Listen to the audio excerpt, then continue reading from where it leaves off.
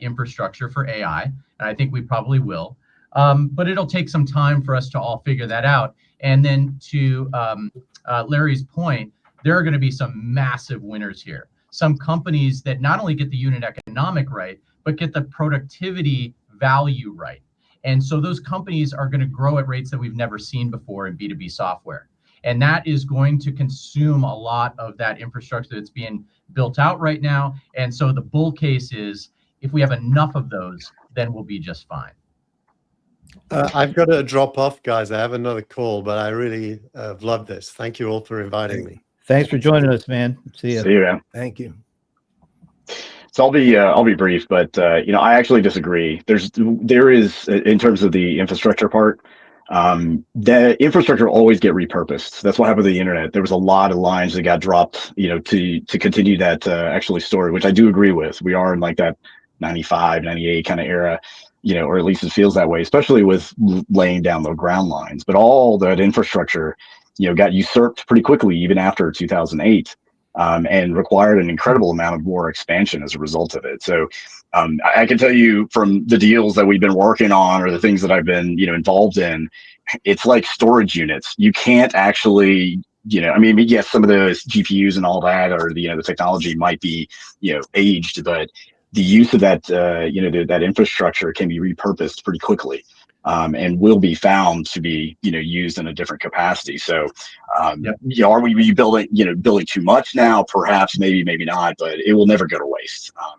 If anything, we've been looking at cooling, like how do you deal with cooling and how do you do, Google's talking about putting stuff in space, right? Just because of the use of, trying to use solar plus obviously they didn't talk about this, but also, it's cold in space. So it makes it a lot easier to, have an efficient architecture result of it. But the other half, and then please feel free to respond, is, I always think of the J curve, right? We've seen this historically all the time. There's always going to be a trough before a significant rise, even from any kind of, hyped era, which really kind of spreads the sort of the utilization and the desire and the interest and the introspection.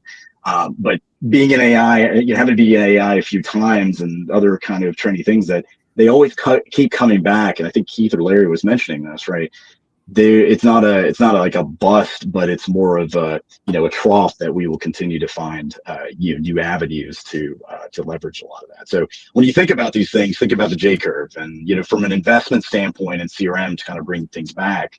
I think for companies who are in CRM and things, companies who are leveraging or trying to buy CRM, you still, as an enterprise company, you still have to figure out, how do you engage with the customer?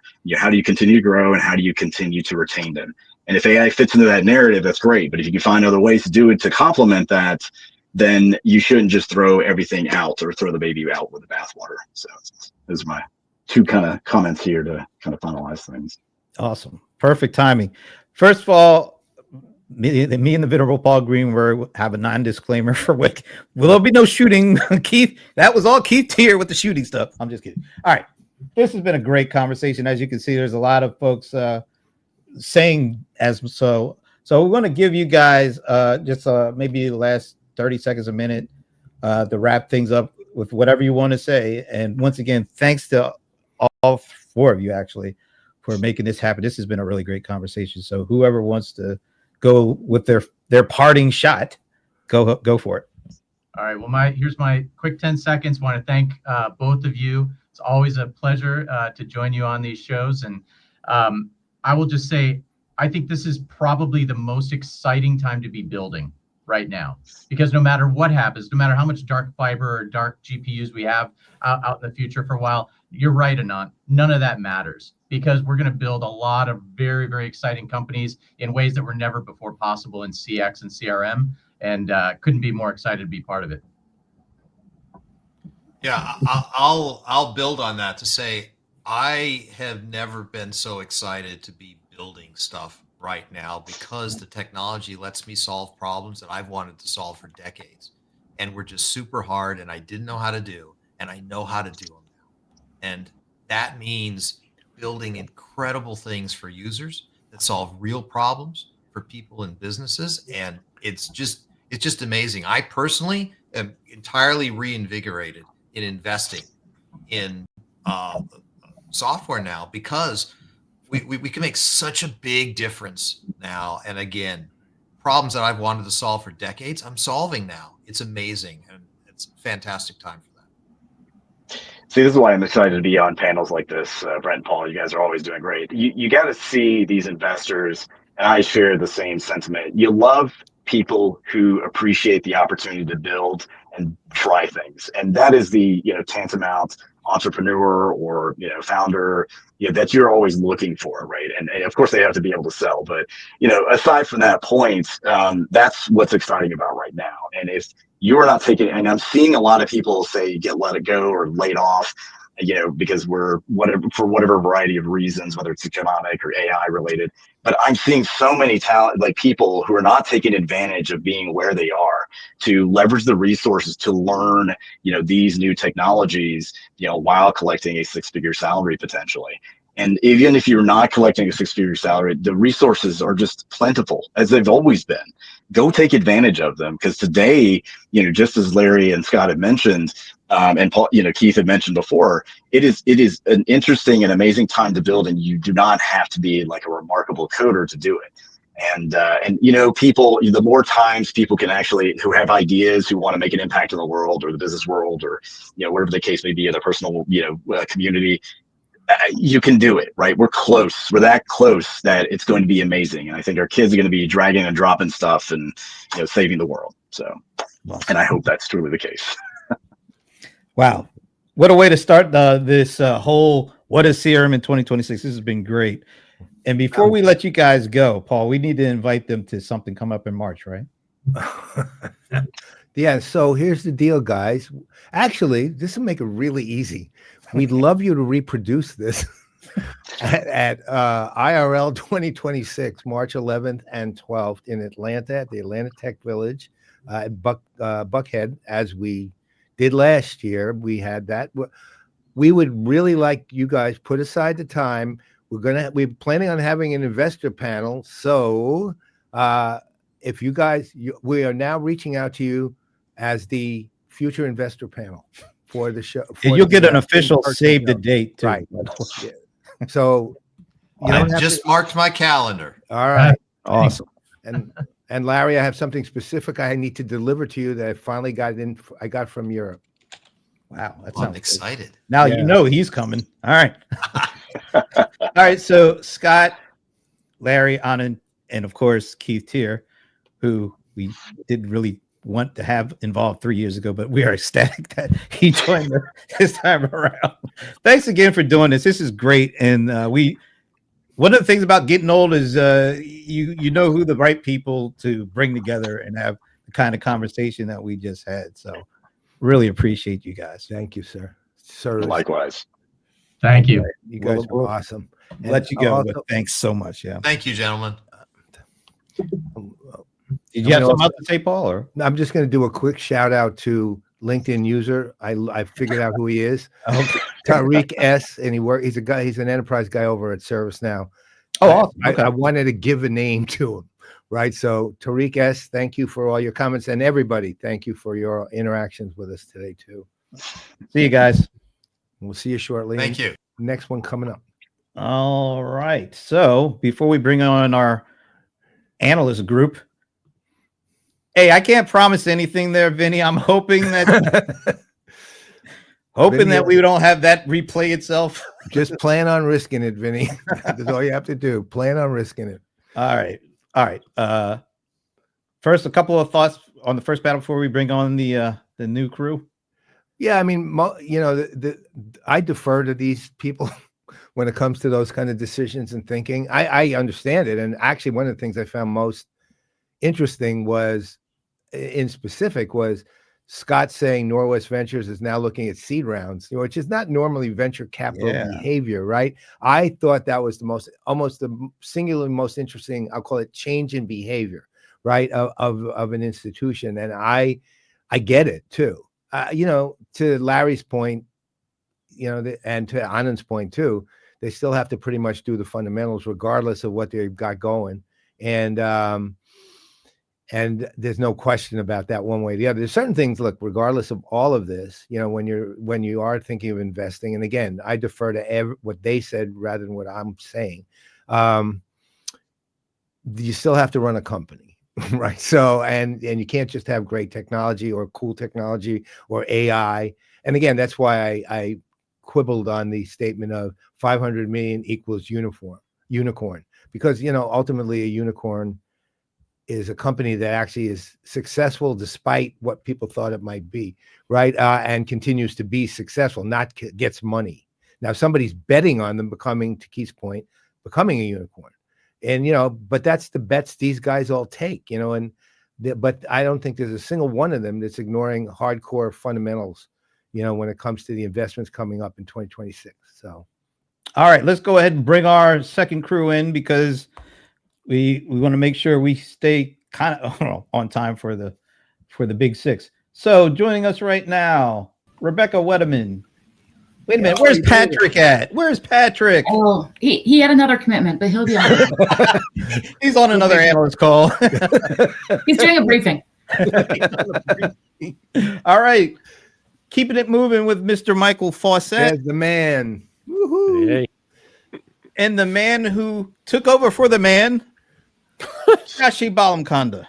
Hey, There everyone. he is. Whoa. Hey, Mike. All right. I got to talk to you afterwards. That sounds like the principal. No, it actually literally. Am I in trouble again? No, I found something that said you're leaving Autodesk. Oh, Wow, yeah. Well, really? That's timely. That just finalized, huh? Yeah. Yeah. Well, I mean, 2003 to now. I mean, Yeah. All right, folks. I don't know how much of that all that you caught, but anybody who has some thoughts on what they just heard, let her rip. I got lots of thoughts, but I'm not sure they're useful. But So, a couple of interesting things jumped out at me. First, Keith talking about sort of less user interface for CRM, and I think that's right on as we think about who's investing in UI today when conversation is really good. I didn't mean to laugh right when you were talking. I just saw this comment and it just caught me off guard. That's how Tariq. rude. Tariq, I might withdraw what I said. All right, sorry to just interrupt that. No, it's okay. But no, I mean, I think the less user interface was kind of an interesting perspective. The other thing I thought was interesting, that two things that Larry said. One, the idea that one of the new things anyway in AI is that individuals are purchasing the software for themselves, which sounded strangely to me like the early days of Salesforce, when I could swipe a credit card and buy software for my team. So if we talk about cycles, maybe that's one that's coming around. And then I think the other one that everybody kind of alluded to is there are going to be winners and losers here.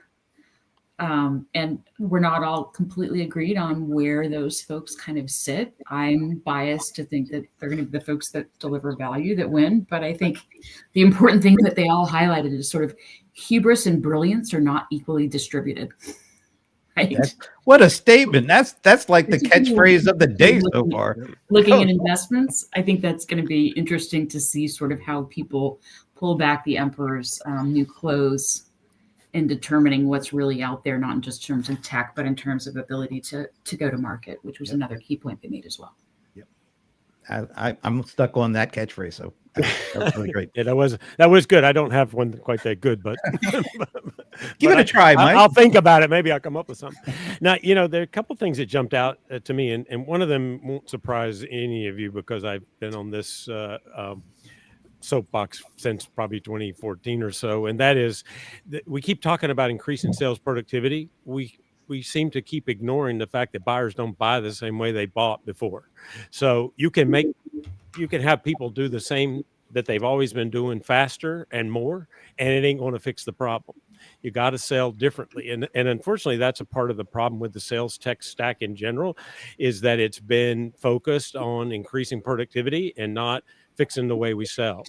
So and I think AI, and there's some things that we're working on now that can, and there are certainly some places where you're starting to see some movements. I mean, I saw Tony was on here, 180 Ops from their sales ops, rev ops AI platform is one of those. They're starting to add, predictions and predictive capabilities in so that we can start to think ahead. And you're also starting to see things that are built around behavior analysis, real-time behavioral analysis, so you can respond in a way that meets that buyer where they are. So those things, I think that's an important one. And then the other thing that really jumped out, and it's back to this UI comment, and I completely agree that I think the UI is becoming less and less of a thing, but I'd phrase it slightly differently. And I've been thinking about this a lot. And actually, this sort of popped in my head when I was at Dreamforce this year, and I wrote a few things about it. And that is, I think we're actually moving into a world where we're focused around the workflow and not focused around the applications anymore. And I think that was the problem all along, that we focused around these application silos, and all that did was create data silos, and it created organizational silos. And if you start to focus around just getting the work done from end to end, and you have all these different component parts, some are human, some are digital, that makes a lot more sense to me when I think about the way I'm going to use these apps. And even down to little things like Salesforce talking about, Slack as a new OS for the enterprise. The apps like that can be, because I can work with people and agents and tools all in one place, and that makes a lot of sense to me. And I think that's the way we need to start to think about it. I think. Yeah, it was a great discussion, and I think both Rebecca and Michael have some good points. But one thing that I'm seeing, and maybe you can call it as digital Darwinism, is people having a FOMO, right? They're fearing that everything is evolving so fast that their business cannot adapt, and it might become irrelevant. And that is the reason why you're seeing investments in different phases. Now, one thing that the previous panel was talking about is all this investment in infrastructure. What is going to happen to that, right? There are two things. The big players are all trying to say, like, let's prepare. We have money. Let's prepare for 5 to 10 years down the line. That's why a lot of investment in infrastructure. I saw a company called Vulture, which I have no connection with, but they're buying an infrastructure in Ohio. The only thing that I know about them is they're growing very fast. So you're looking at companies that are 3 years old and already more than 100 million in ARR. Whereas, like, it took 10 years for other companies to grow so fast. So there are two sides of the market. One is, I'm doing well right now. Why should I change? So the focus on customer experience, which a lot of people brought up, is not going to change because of AI. Like, if you're already taking care of your customers well, just increase the speed at which you're going to make it better for them. Today, I called a doctor's office for an appointment. Average hold time is 4 minutes. Come on, it's 2025, right? So businesses like that will change very fast, and AI will help them do that.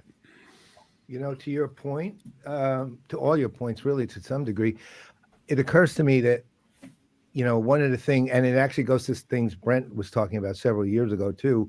One of the things that's driven all this AI, everything going on with AI, up to and including agentic AI, is actually the conversational side of it all, right? And it became a lot simpler, a lot more human. And it goes to a point Mike made, which is essentially convenience drives all of this when it comes to the end user, right? One way or the other. It's like, basically, I remember in the earliest days, even before all of this was hitting, Microsoft had dynamic CRM.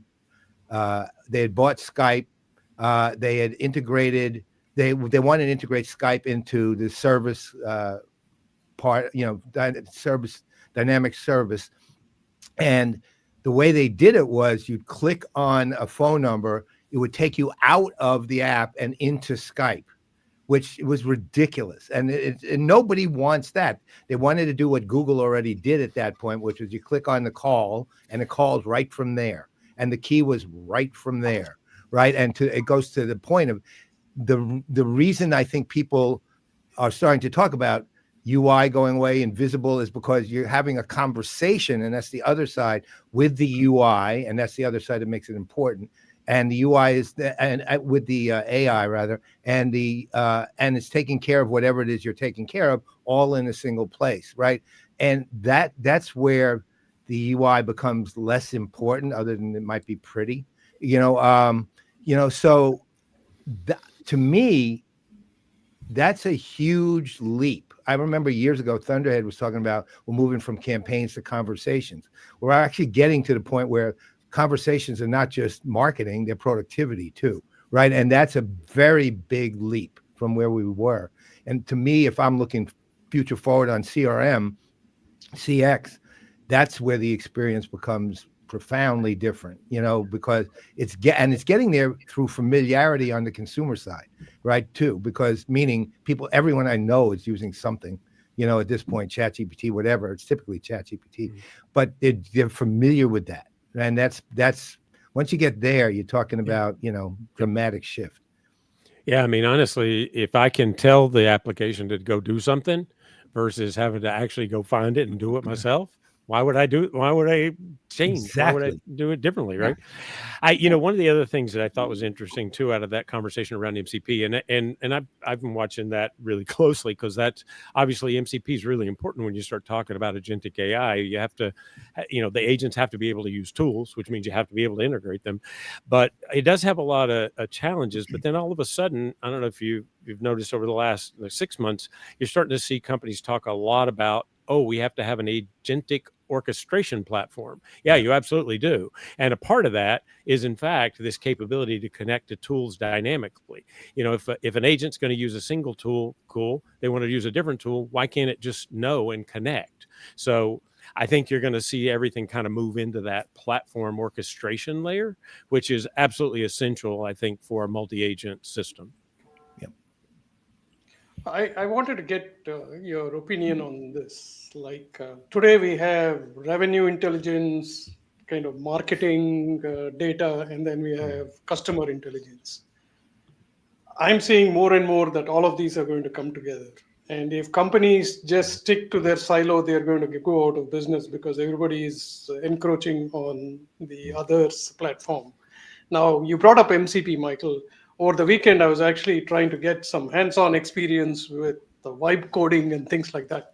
And I found very surprisingly that WordPress has some... I'm sorry, Shashi. So WordPress has already gotten some MCP connections and hooks, which tells me that my thought that websites will really change a lot in the next few years is coming true, which means that if you have a huge product database, you're going to have an MCP server that's going to answer questions that agents will put, right? Which means that your website doesn't have to look as beautiful as your $500,000 is going to redesign is going to bring it, right? Yeah. I mean, you're not really, if you think about sending an agent out to research something for you, you're not going to the website, and the agent doesn't care how it looks.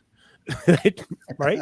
So in the end, that all of that's going to have to shift. I mean, it's a longer timeline than today, but it is happening, and it is going to continue to evolve. And you look at Salesforce and others talking about spinning up dynamic commerce websites based on the individual query of the customer, right? Or what I know about the customer. I mean, we're not that far away from that. Yeah. There's some tech debt that needs to move for that to happen, but it's certainly out there.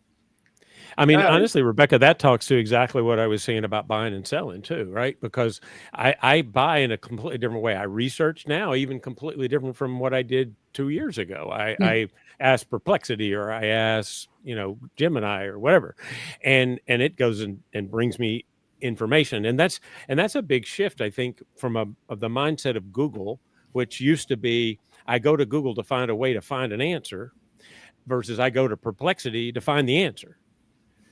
And that's a really different thing. And I think in this case, that is in fact the part of that evolution is now we're going to start to offer tools that do work in real time, that do actually analyze behavior patterns and analyze, sentiment and all those things in real time, and create experiences that are built around the behaviors, not built around a static workflow that, we defined 6 years ago as a customer journey map that no customer ever followed. You mean customers don't follow all the journey maps the vendors actually make for them? It is a terrible thing, Oh my but you know, God. those customers, you can never control them. They just do whatever the hell they want. I don't know. Well, you know what? To that point, there is a company out there whose name I don't know if I'm allowed to say or not, but I won't. But at the same time, what it's doing is agentic.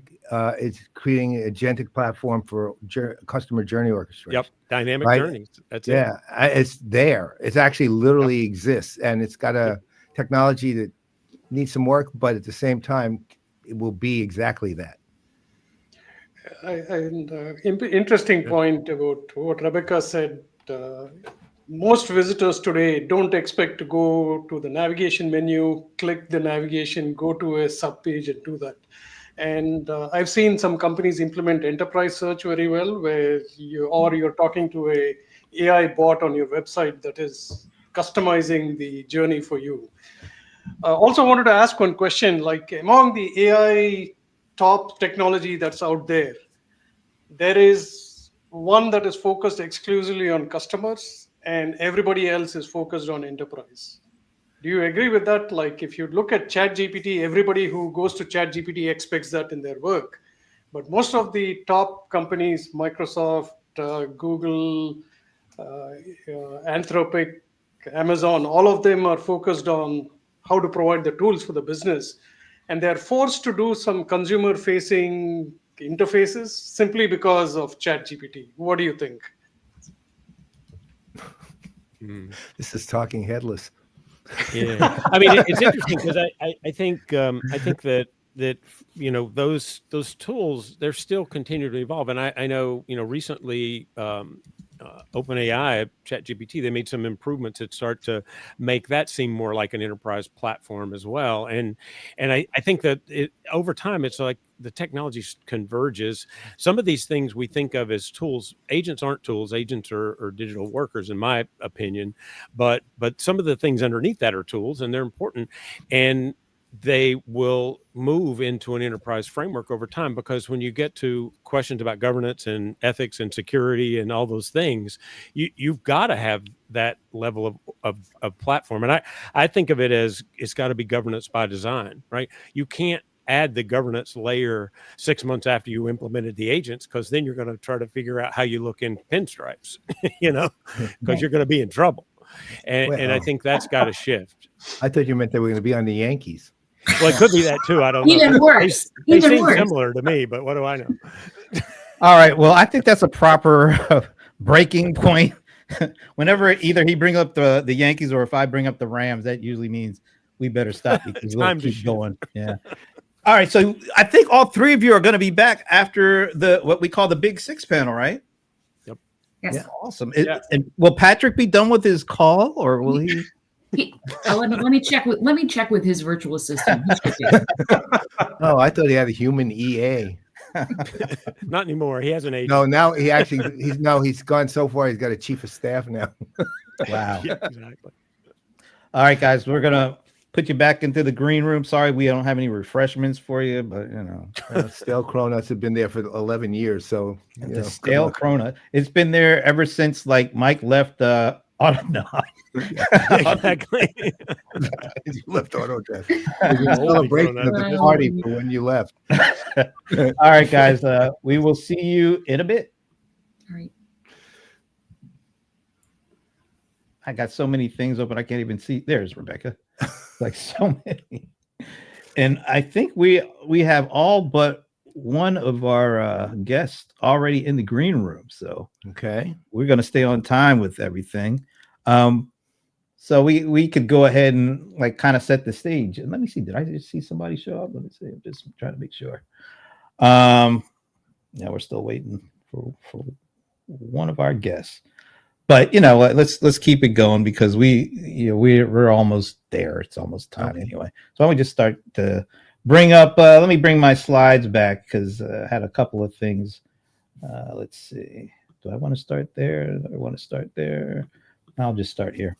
All right. So we just had the investor portion, which I think was awesome. That was really some good stuff.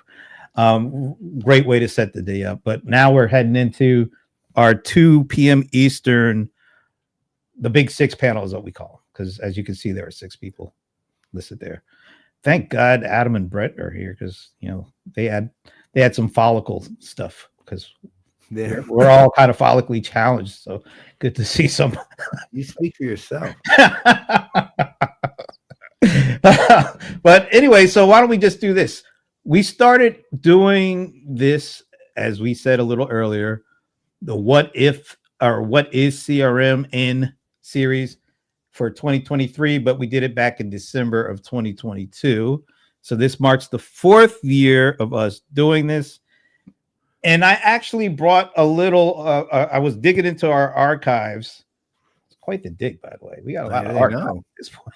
16 years of a show, man. Yeah, so I was digging in and I found our, like the first group of people. And this is how I know I've come a long way in terms of my graphic artist skills. This was the promo for the first. Okay, I mean, just like torsos floating around in the middle of. I mean, it's pretty bad, quite honestly. But we started with 4 folks. We started with 1 panel, 4 folks on that panel. We got Rob Tarkov. I was blanking for a name. Bob Tarkov. At the time, he was at Oracle. Neha Bajwa. At the time, she was at Microsoft. John Tashik. At the time, he was at Salesforce. And guess what? He's still there, so he'll be joining us as well. And Sugar Clint. I gotta say Sugar Clint. I can't just say Clint. Sugar Clint Orem was here, and he was one of the founders of Sugar CRM. This is how we started. And as we've been telling you over the course of the first hour or so, we've gone from 1 panel of 4 people to like 4 panels of way more than 4 people. As a matter of fact, we're going to have 6 people on this next one. So still keeping an eye out for, you know what? I might need to send Marco. Yeah. He might have gotten the confusion StreamYard thing. Yeah. So I'm going to play a clip from the first panel when we actually asked them, what is CRM going to be, in your opinion? So let me get rid of this. And I think only 1 person is going to be on. Oh, we'll see. I'm just going to play it. So here's what is 23. And remember, this was December of 22, which was right after OpenAI came out with ChatGPT. So this 1 month later. It was like 3 weeks later. Yeah. So this is what the answers were to that question. Has become a sales manager tool. We want to get back, and I think it will start becoming the place where data gets created and sorted for customer data across sales, marketing, and service, automation. AI gets really put to use for the employees and the agents to do the next best thing, next best action. 22 during the pandemic and 21 was all about point solutions that started emerging surrounding customer systems. End-to-end suites and end-to-end flows, particularly by industry, really be the thing that people focus on. All of these niche AI solutions that have developed in the CRM space over the last 5 to 10 years, they're going to be part of that consolidation as well. And AI is just more than ever going to be so embedded into everything we're doing. That really meant to be this. So I'm just 3 pillars: intelligence, AI, efficiency is part of that, and automation. When you put all those things together, you have better relationships. I'm not a fan of the storytelling. I think ChatGPT is storytelling at scale. CRM is much more about the direct engagement. Storytelling is a one-to-many type of metaphor. Engagement is much more one-to-one, and we want to get back to that. So that was 2022 talking about 2023. And AI was already a key component, even though I think when we were talking or listening to Clint, he was talking about the more traditional kind of aspects of AI. But it was really interesting to take a quick look back, and to hear how much AI was already part of the conversation. Well, yeah, I mean, I remember just the impact it had so utterly quickly. I mean, it just sort of showed up, right? It was like, never heard of OpenAI and ChatGPT. 3 weeks later, that's all I heard of.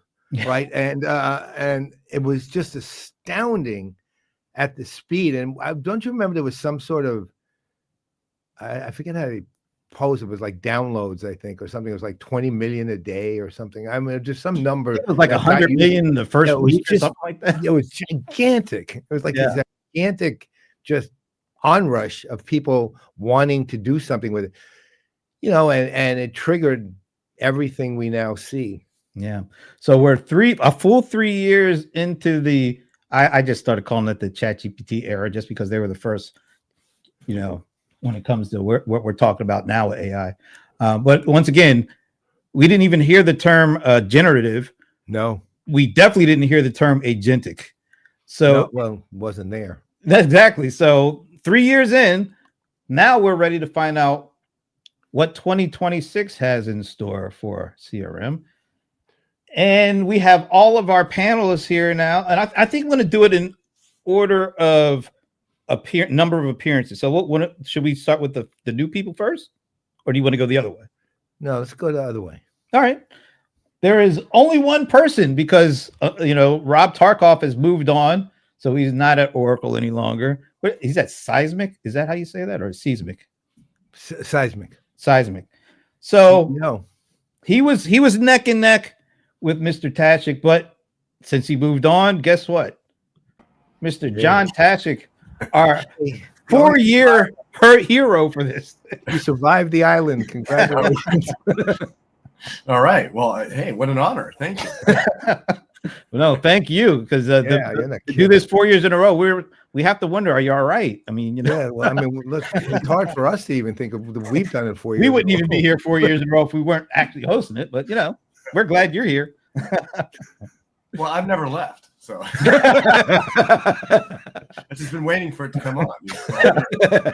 All right, so I think we have 2 people that have been here. Wait a minute, I think we got 3 who've been here twice. That have been here, I think, twice. I know Anthony Leeper from SAP was here last year. Right. Anthony, good to see you again. Hey, sir, how are you? Doing well. Good to see you both, Brent and Paul. And again, good to see our colleagues from Salesforce. We'll call them colleagues at this point on the call. Thanks for doing that, Anthony.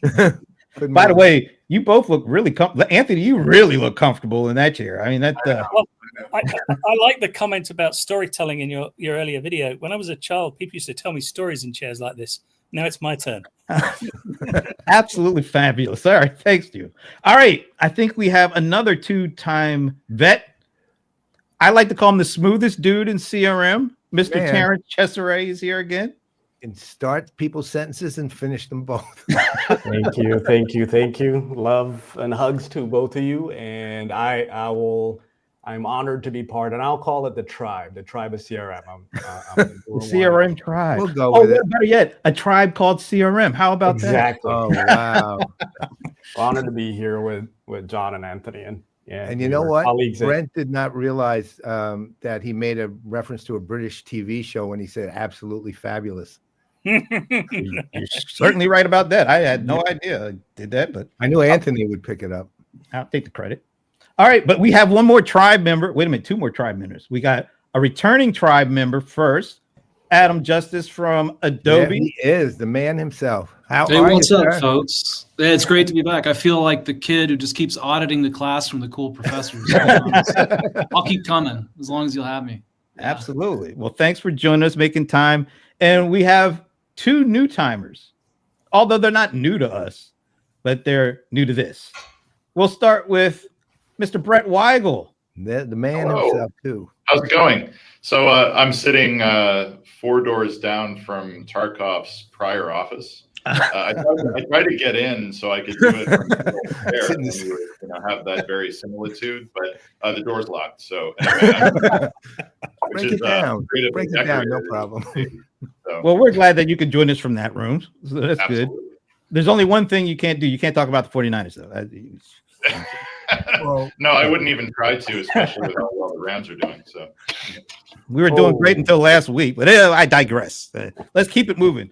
All right, our final panelist, but not least, and he is a first timer as well with Brett. I met this gentleman at a previous spot, but now he's at Microsoft. Marco Castellana. Hey, man. Whoa. How are you doing? We got the distance shot. You look like you're in a command center or That's something. right. Yeah, I can't make this thing zoom any closer to me, I guess. This is how it's going to have to be. Well, your voice carries, so that's what matters. All right. So as the title says, we're starting this thing off. It's completely unscripted. We really appreciate you guys coming in and kind of having fun with us while we talk about the future of CRM. We start with a simple question. What is CRM in 2026 to each of you? And we'll see what happens, after we get through that round, where we go. It's completely organic. So who wants to be the first to answer the question? What is CRM in 2026? Shall I have a go as the grandfather? Wow, the Wow. Well, we got the godfather and the grandfather here. Okay. Go for it. All right, Anthony. Go for it, Grandpa. Look, for me, it's the delivery of AI-driven intelligent experiences. And what AI needs to do is, I'm a music guy, right? I play music, I write music, and all the rest of it.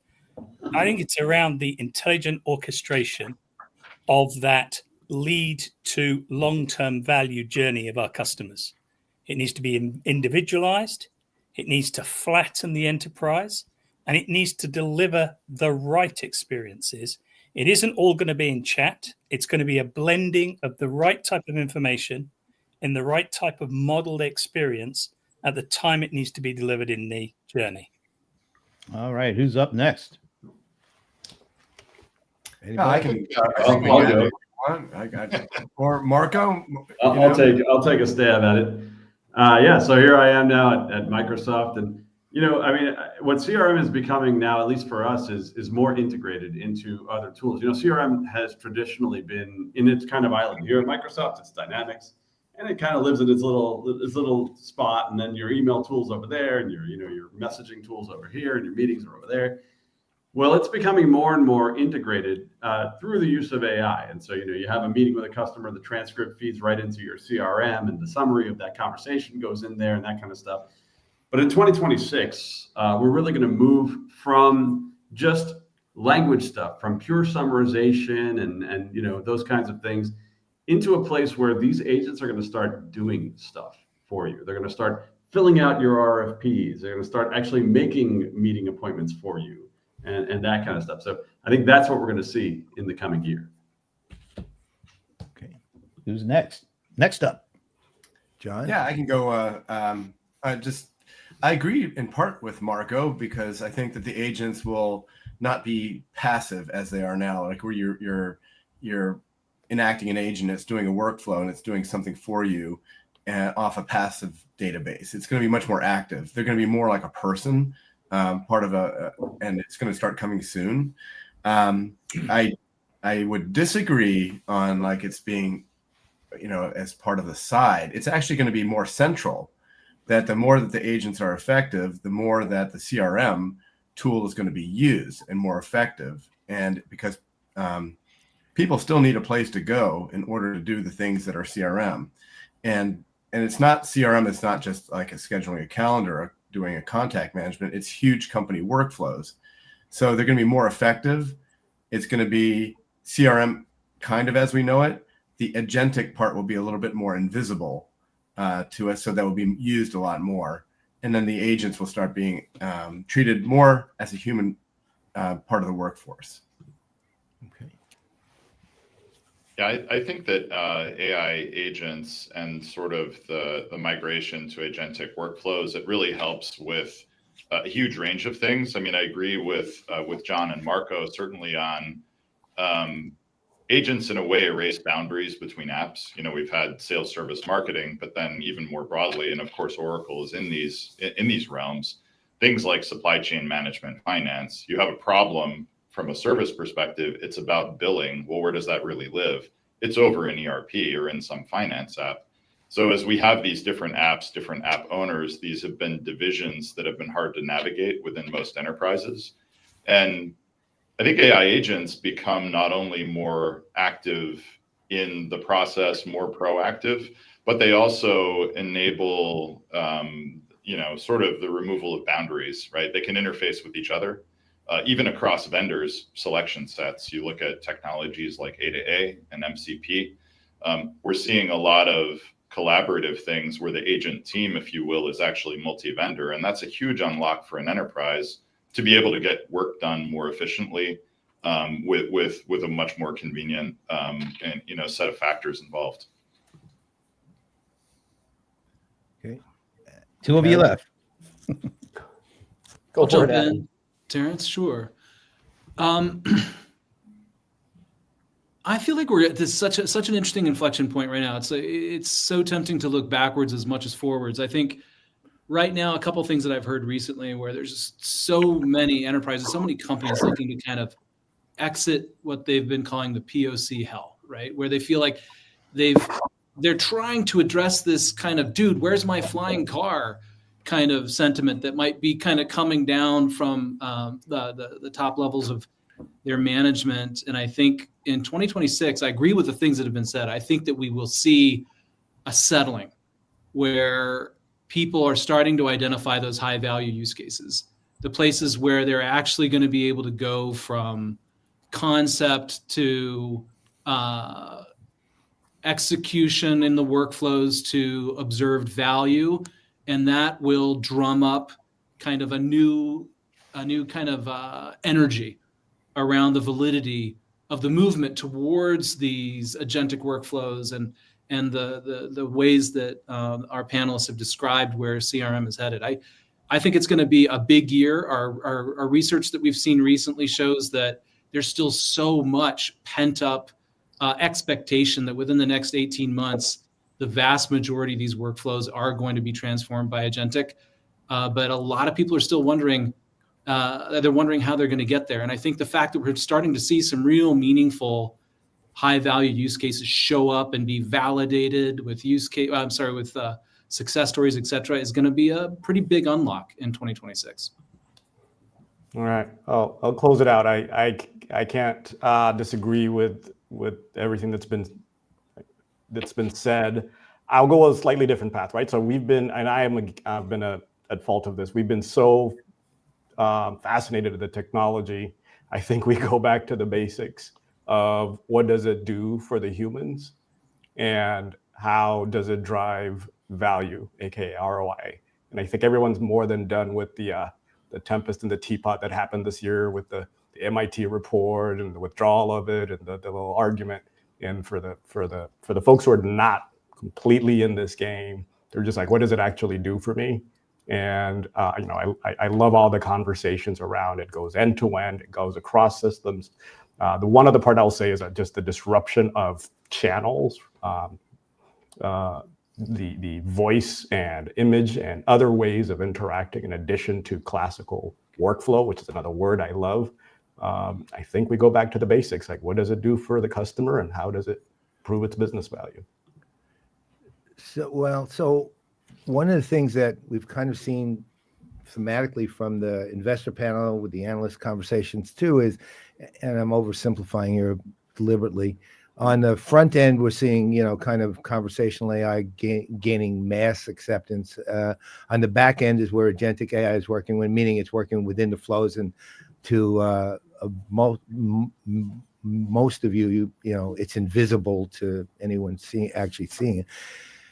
But the interesting thing to me that led to was a conversation around the idea of they called it an invisible UI, or but basically a new a form of interacting that goes to the most convenient way someone could probably do this, as long as they are part of kind of the mainstreaming of the Gen AI kind of platforms.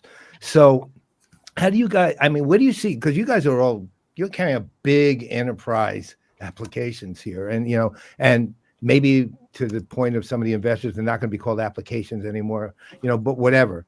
But the real interesting thing to me is how are your interfacing going to start working when you're dealing with huge companies with enormous numbers of people who are utilizing applications with or utilizing capabilities with very complex workflows, and at the same time are looking for it to be, most effectively convenient for them to do all the things they need to do as close to one place as possible without all the jump from here to jump from there to jump to there.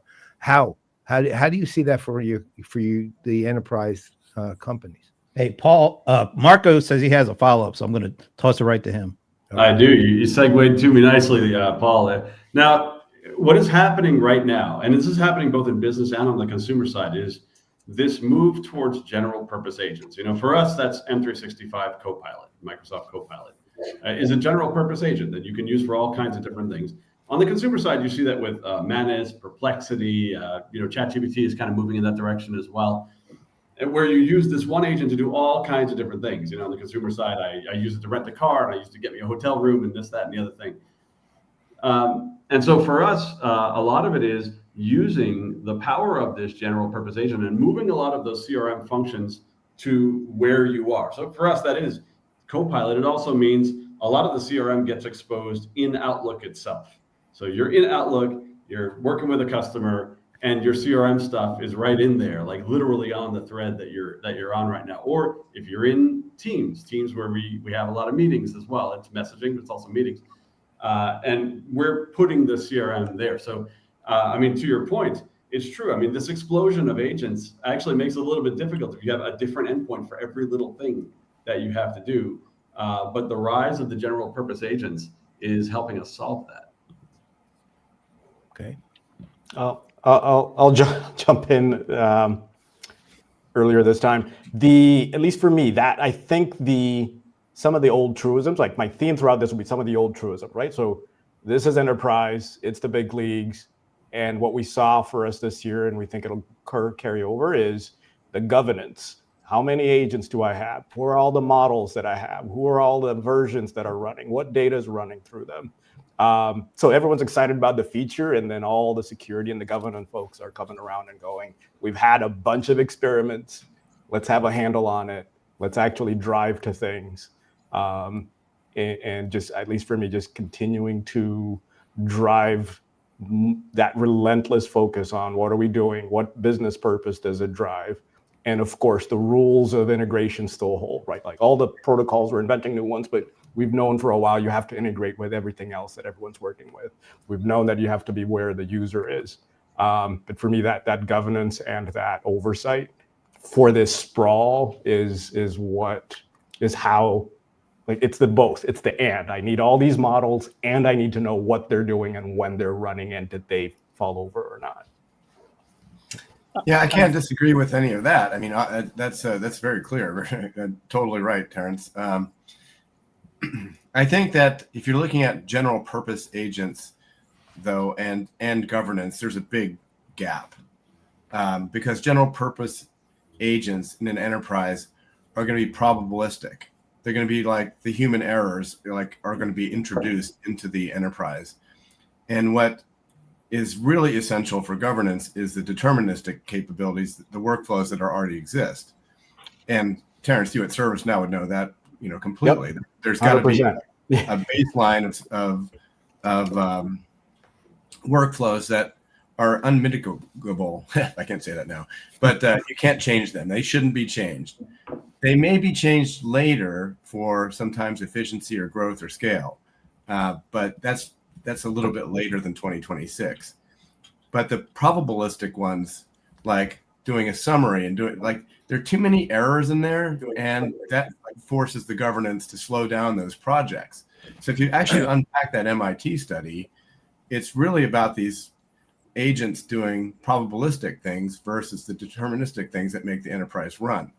And I think that we're all talking about the same goal here from different angles, but generally what's going to happen is that the software is going to be more used, and that's how you're going to get the governance, and new capabilities are going to be created for the consoles to look inside and get the insight to how those agents are running, how they're connecting, and how they're integrating. And it's a huge opportunity for the applications market to do that, not just the LLM providers or the foundation models. Yeah, I would agree with John just in terms of that sort of challenge of how do I figure out how the power of the non-deterministic stuff, the flexibility that an agent brings, mixes with deterministic things that have to be because of either regulatory reasons or because of the enterprise's own rule set, right? I think at Oracle, we recognized some of these challenges earlier on, and we baked a lot of security and governance into our infrastructure level, in fact. So before we're even building an application, it's already there at a basic level, and we're managing those things regardless of whether it's a frontier model or open source one that's a little more efficient and smaller. But as we play with this, we're experimenting with techniques that are very jobs to be done oriented, where you might have a policy driven set of decisions that need to be made against rules set by a government, let's say benefit that you're entitled to. Well, there's like a law that says what you're entitled to, right? So those documents need to be sort of respected, and the agent needs to execute against that rule deterministically, but then fall back to non-deterministic when someone needs help around the edges, right? So those things have to be sort of fluid, and it might be an application of multiple agents. It might be an application of static workflows with code, with agents that are kind of managing and humanizing the process. But I think the key is to just identify those areas of value for the customers and create the right set of Legos to be able to construct the solutions that really work. And I think that's how you get the ROI while you remain safe. I think we have to understand the journey that we're painting for our customers. And to be honest, guys, how far a lot of them are away from that. We've been saying for the last 10, 15 years, it's all about the data, and the data has to be clean, because then you'll create all these amazing reports, and many of our customers are still suffering with that. So when we start talking about regulatory compliance, is an account on all your systems? Do the IDs work together? The opportunity for AI to get it wrong is what's breaking the customer's trust. So I think in a lot of cases, we're going to see in 26 still a huge amount of humans in the loop, but that AI is simplifying the task. Where that experience gets delivered, again, is not as simple as just putting it in email, because I have to make sure that what's going in email, the person who's about to see it is allowed to see it, and they don't forward it to somebody who can't see it. So actually, we're talking about very, very intricate levels of complexity, compliance, and rules that it's down to us to try and solve, and then I think help the customers start to step through that journey. And it does start with clean data, a challenge that we all know our customers still have today, right? It's a big problem out there. And open it up to AI, it can make a lot of mistakes very quickly.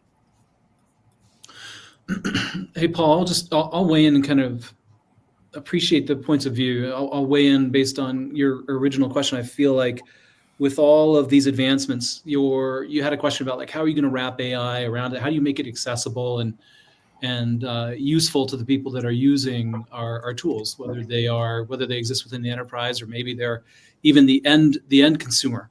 And I think that there's absolutely and well positioned a place for the general purpose agent. And then there's also so many opportunities for the fit for purpose agent that will show up. If I think about someone sitting down in front of Adobe tools, in some cases, it makes sense for them to be able to ask general questions and be sort of Sherpa'd through a particular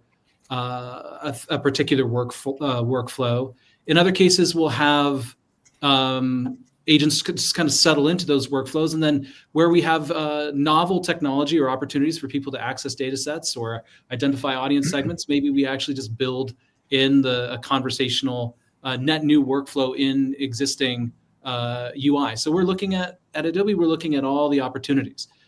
Do we need to develop brand new products around AI, around the UI required for someone to maximize the utility of certain agents? Or do those agents actually, do they effectively function in existing workflows where they're more transparent or less obvious to the user? I think it is beholden on us to kind of imagine all of those scenarios to bring the utility of these tools to our customers. Okay. All right. I mean, we were looking to do that little clip about what you guys were talking about, not you guys specifically, except for John, but you guys were talking about moving into 23 from 22. We're 3 years into this now, and it feels like there's layers more of complexity going on here than even was before. Even with your customers having the opportunity to experiment and try a number of these new tools out, is it getting harder for them to keep up with how things are progressing, even as they are progressing faster than they ever had? Are the conversations keeping up with what your customers and what you as vendors are doing?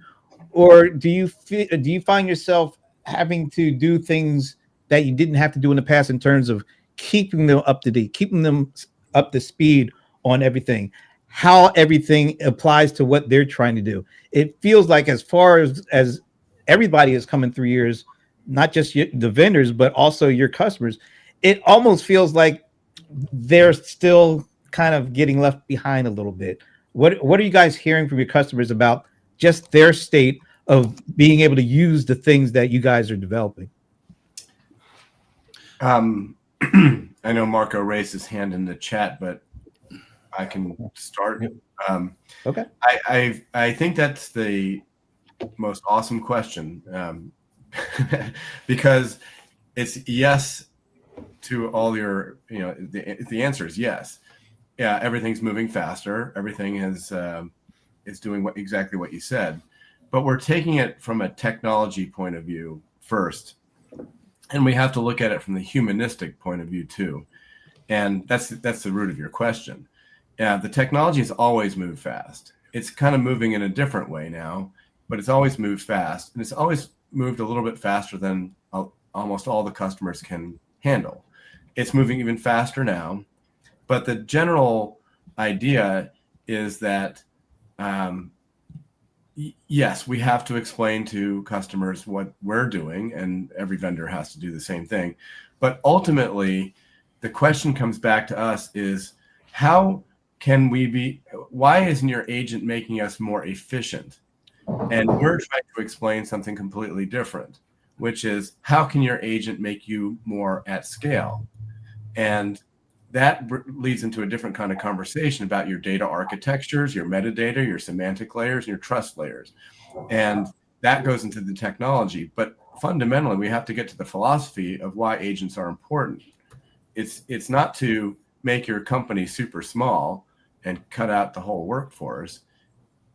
There's efficiency gains in some cases. I'm not saying that's an absolute. It's to operate your company at scale and to do things that could never do before, not to do the same things faster.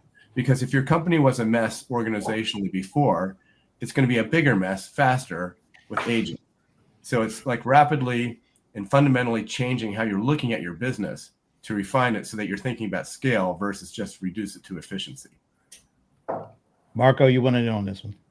Yeah, I mean, the number one question that I'm getting from customers now is, well, I mean, Brett touched on it, is governance. That's a thing now. So at this point, I meet with a lot of our customers, and there's a vanguard of customers. There's like a top 1% that are doing some crazy stuff, right? I saw some cool stuff that BMW is doing just recently that they built to monitor their cars and stuff like that. But the vast majority of customers, they do now have some number of agents in production, say double-digit number of agents in production. And they can see that it's going to go to hundreds and then thousands, then tens of thousands. They're like, oh my word, how do I govern these things? How do I give these agents identity?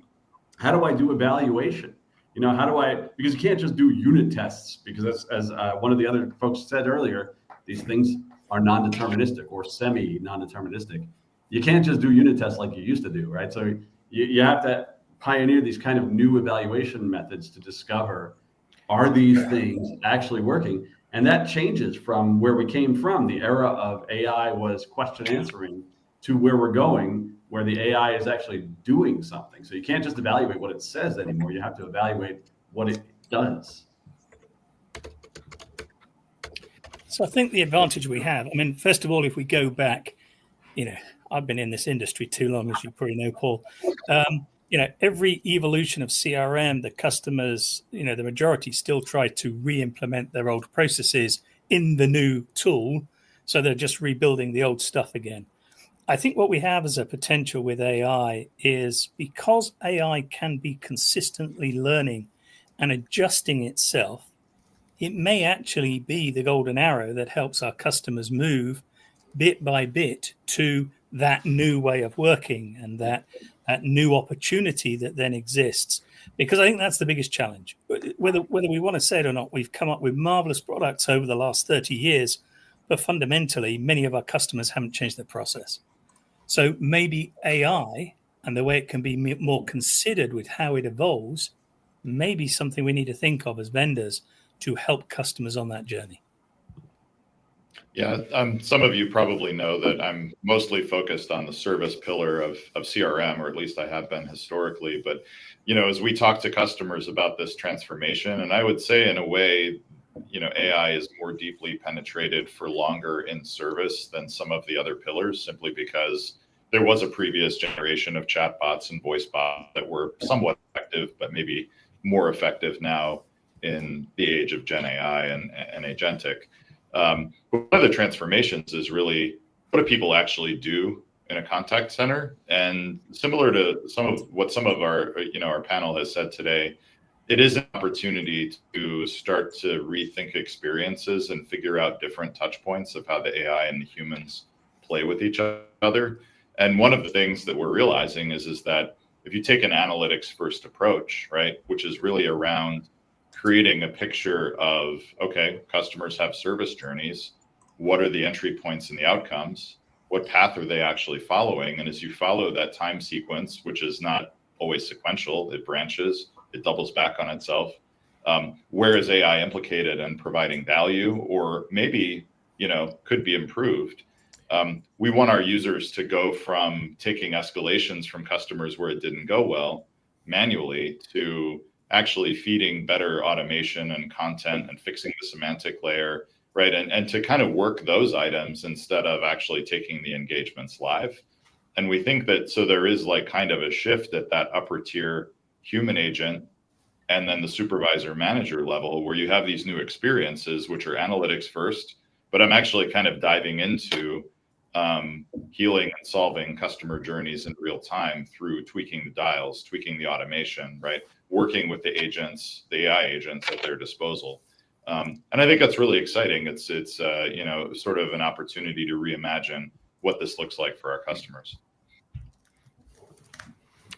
All right. I'll chime in. Okay. I love everything that's been said, right? Now I even go back to the deterministic and probabilistic conversation earlier.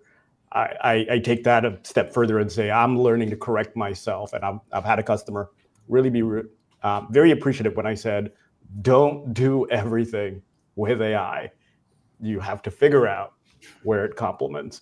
I really appreciated that by you, John. But the one part I'll slightly disagree is the tech is always moving fast, but right now it's one of those hockey sticks, and it is a bit of a jump. And to Anand's point on working with customers, like that first transformation, we are putting the product team in there, not consulting, to prove out that value for some of these things that Brett just said, which is you may have an agent try to do something and it doesn't quite work.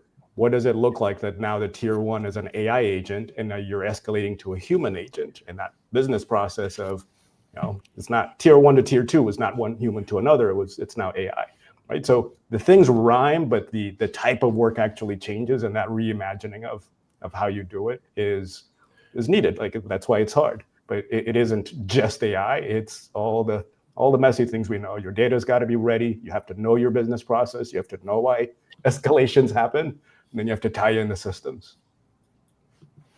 So I want to sort of build on things you said, but change the direction. I'm going more toward governance and constraint, but from the front end of it, so to speak. One thing I've noticed, I'm working with all the various conversational AI platforms, especially Claude in particular. And I've noticed one thing about all of them, they're by default lazy, right? They're all lazy, everyone, because what they will do will give you an answer kind of in a Boolean fuzzy logic way, which is, yeah, things like this do this. until you say that I didn't ask you about things like this. I need things specifically to this, whatever this is.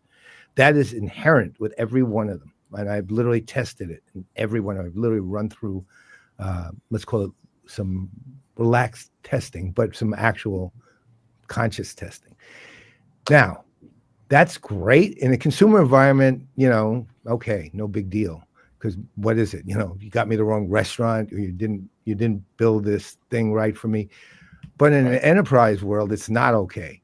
I mean, I can speak to companies years ago that, let's say this: if you're a pharmaceutical company and somebody's asking you for information about medication for a disease, and the thing, well, this medication like this, because don't forget one thing that's happening now too, and I don't know how I can't give you the numbers, but I do know in general from conversations and from data that I have seen, people are starting to trust Gen AI to do things for them and actually trust it. I mean, where you see it is in the shopping for me things, recommendations, things like that.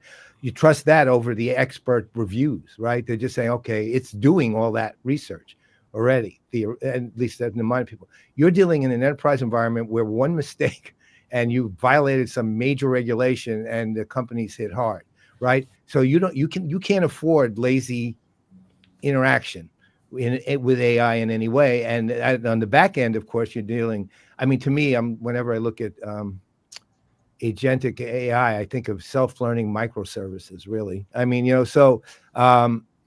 but you can't afford those mistakes. And now I all know RAG and hallucination. I'm not talking about that. I'm actually talking about that's really on the front end. It's more from the human side on how you craft a prompt and things like that. How do you even deal with that when you're dealing with thousands of employees potentially using thousands of millions maybe of interactions with your products at all times? How do you handle that, or how do you even handle? Is that being thought about? How do you think about it if it is? Paul, maybe I'll ask this on behalf of the panel, just to clarify your question. How do we handle an employee leveraging AI on behalf of the brand or the company? Yeah, I'm not talking about them being consumers. I'm talking about them working, and where you're going to get, let's say, a customer query to your AI and your employee who is using AI to come and answer it or try to figure it out. But one way or the other. Well, here, I'll give you a specific example and tell me if this will resonate a little better. There was a company many years ago that integrated Siebel and Documentum, right? And it was for pharmaceutical companies and it created audit trails, because the one thing every single customer service agent was potentially had a problem with is telling the customer calling in with a query the wrong thing, right? And it would generate a document which would then be sent out. So they were trying to build in all the safeguards around that. AI, because of that inherent laziness, and it's relative as opposed to absolute in terms of the laziness, actually creates those problems all the time, right? It's not hallucinations. It's just they're giving you a generic answer based on what it's looking at. So the question is, how do you design the constraints? How do you train the people? How do you do the things you need to do to prevent problems that will come in an enterprise, regulatory problems or governance issues? I'll take a crack at it, and probably get it wrong, but I think it's the answer is some of the things we've said already, which is all due respect, but that's where a general purpose agent is completely inappropriate. And it still comes down to the business process. And then it comes down to what I just said around AI. You shouldn't try to do everything with AI. So one example that comes to mind for me is a customer's running a fairly elaborate insurance claim process, specialty insurance claim process, that all the people involved are it could be impactful to them. Like you said, a drug issue or something. And if you come in with I will build an agent or agents that'll do everything, that's probably the wrong thing. But if you break it down into a series of steps, which is what we always do, and then you figure out which part's the AI agent, and it does some amazing things, and pre-processes, figures out who's everybody, who are the parties, who's the claimant, and so on, who's representing who, and then the adjuster and the people who are focused actually get to do the best work, and everyone gets better out of the process, right? And we talk about the parts of the process that people really hated, scrolling up and down a long email over and over, and like literally pasting in who is the claimant, who is the attorneys representing. That was the non-value adding part. But making the adjudication, making the judgment, those are the things that you don't start to do immediately, but you get tremendous lift off of getting that answer faster. All right, Brett, I think you wanted to jump in. Yeah, I mean, I think, sort of at a simple level, and I totally agree with what Terrence just said. I think it's a little bit about taking, what's the job of this specific agent? How does it work with other agents or other applications or human users of applications? Getting really specific about that. But really, when you look inside of an agent, it's instructions, which is prompting, but it's also tools. And Paul, like you were suggesting with the microservices comment and rethinking that, right? Tools become the way that platforms get exposed to agents, and agents know how to use them and what to use them for specifically. And they have defined input and output, right? So we can be pretty constrained, and we can have some general purpose tools, like what's the knowledge graph for a problem space around finance, as an example. We have an ERP product, so we can do that, right? But then, it can also be very granular. When you use this API to a third party, what is it specifically going to do for you? And then the agent can go discover that and use it. So I think that creates some constraints, and it lets you test specific things rather than kind of, just swimming in a general purpose swimming pool. Oh, thanks. I guess the camera's on me. I anticipate myself struggling with part of this answer, but the core part, I don't think I will. And it goes to what Terrence had said also. If you have your agentic platform, your trust part of the platform inside your platform, as opposed to like an appendage on it, like a general purpose one, that you've given permission to access and answer questions. If the trust layer is inside, it's part of the stack, you can actually put your policy in there, and that would be a guardrail, so that you will, even though you're giving a lot of freedom to the employees who are answering questions or running an agent themselves, there will be guardrails, toxicity checks, the guardrails about the policies themselves that can be checked, and then the agent will have a handoff to a human if there's a flag that says, oh, this might be violating some kind of thing. So that's an extra guardrail. These are already happening. They'll be in 2026 throughout. Where the possibility of problems comes is if you give people a lot of freedom, they'll take it, and they'll, because that's kind of drives human spirit and creativity and curiosity and things like that. So there's a kind of a fine line between like letting any employee do anything they want and constraining them to the company policy. So I think that the companies that will have the trust part built into the platform will fare much better than the ones without, especially when it comes to what will happen in 2027, which will be that the companies will be liable, the vendors will be liable in some capacity for legal claims against them when agents make mistakes, because it's got to happen. There's going to be something happening there. Laws will have to be addressed. So I'm pro Terrence on, yes, in the platform, anti appendage on top of it, and that's my answer. Okay. Yeah, John.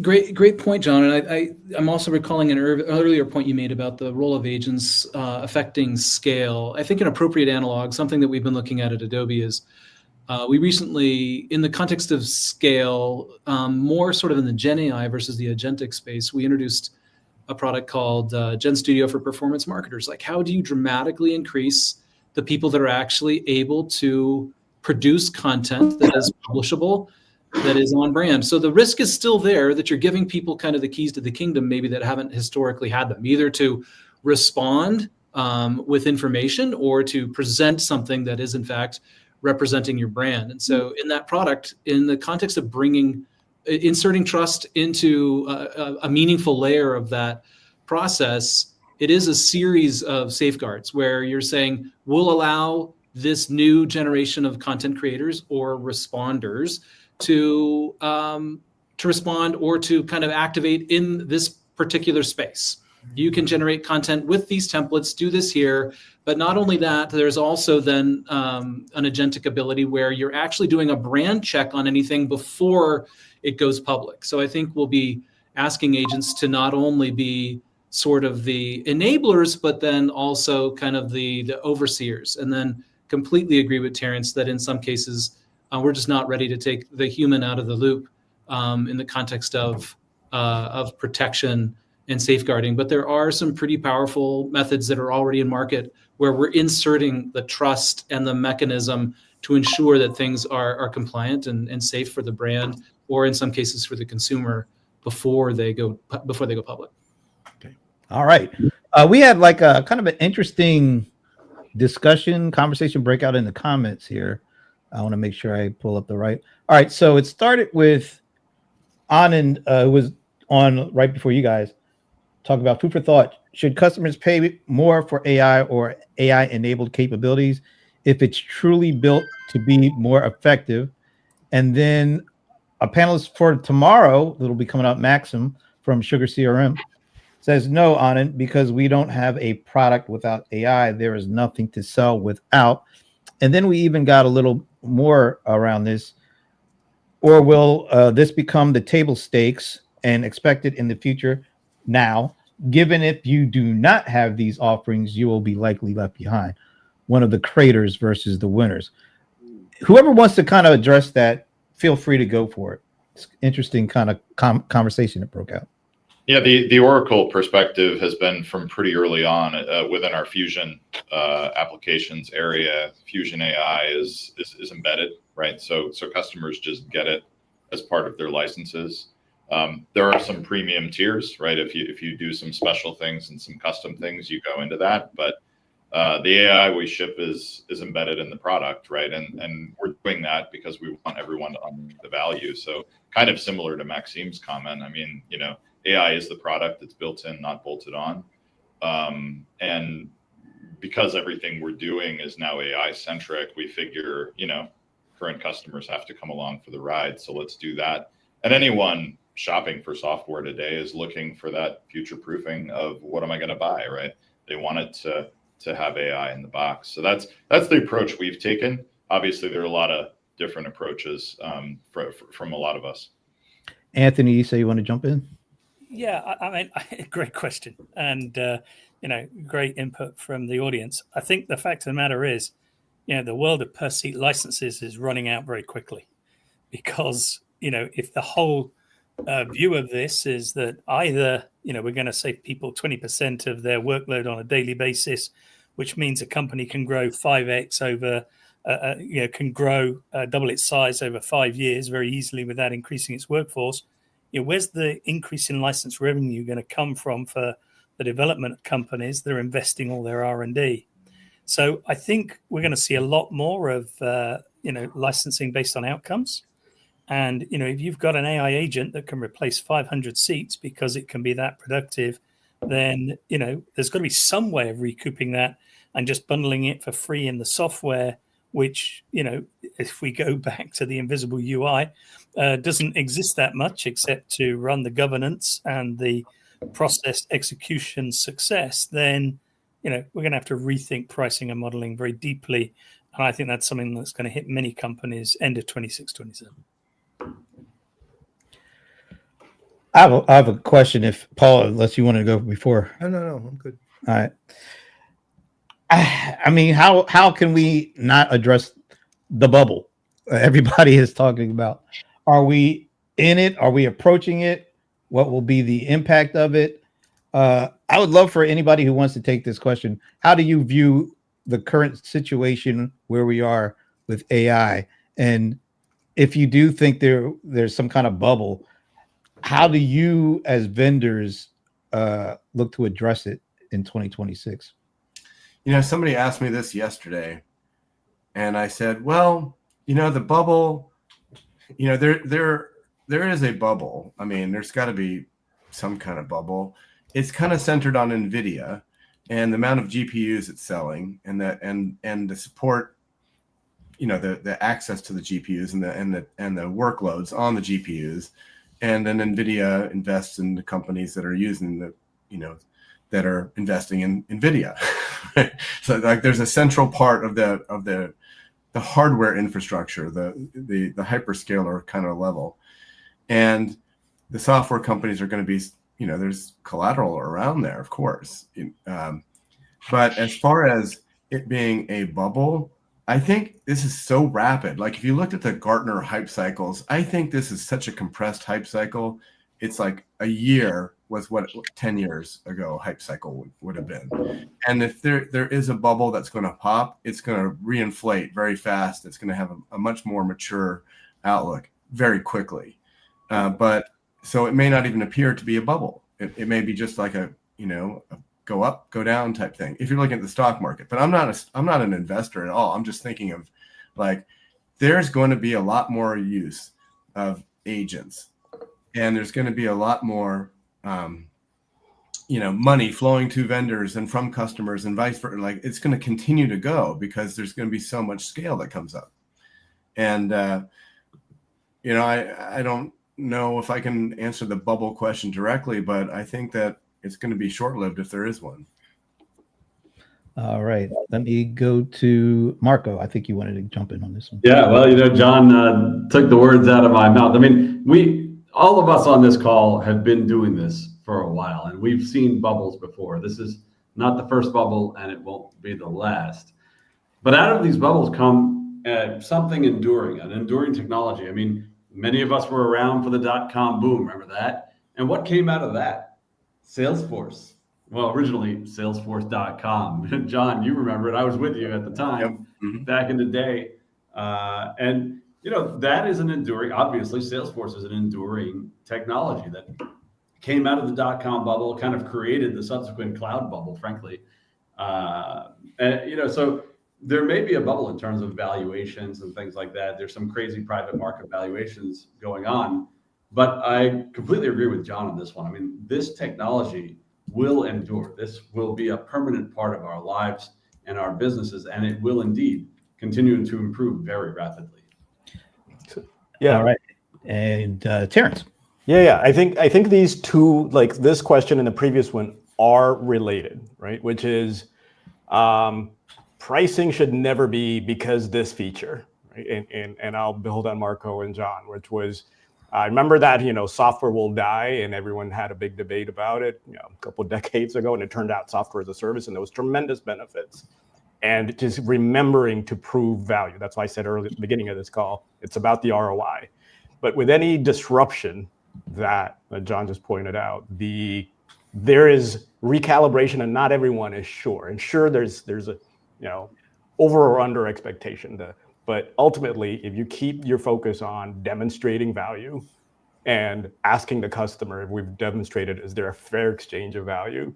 That's what will shake out. But not everyone will make it. I don't want to pretend that everyone will make it. But if you keep focusing on what's important, which is focus on getting the customers the right experience and supporting the orgs and delivering that experience efficiently for scale, that will always set you right.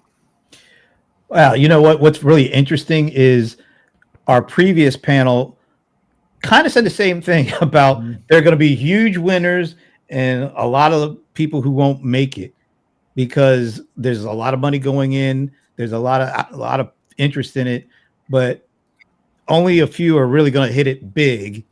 And that's why even I think Scott from Norwest is saying they're even starting to do investing at the A level or even, did he say even before that? Yeah. Yeah. So it's seed. Yeah, they're actually starting to look at seed investing, which is something I know they weren't doing a couple of years ago. So it's really fascinating to see what's going on and where CRM. Let me ask you guys this, and this will be it. Do you see CRM? I'll say CRM CX customer engagement as a driver, as a thing that will help shape what the direction of AI, or is it just going to go along for the ride because it's such a mass? It's going to impact everything. But do you see like somewhere, some portion of it being driven by what's going on in business software? Well, I think so. Absolutely, Brent, because reality is businesses don't exist, public sector organizations don't exist unless they're serving a citizen or a customer. Whether you want to call it customer experience, citizen experience, CRM, companies don't have to do accounting. They don't need a supply chain. They don't need an inventory unless they're doing something to do with a customer. And so that's the driving force. AI is to improve everything from initial lead to that long-term value lifetime for the customer. And that touches everything in a business suite.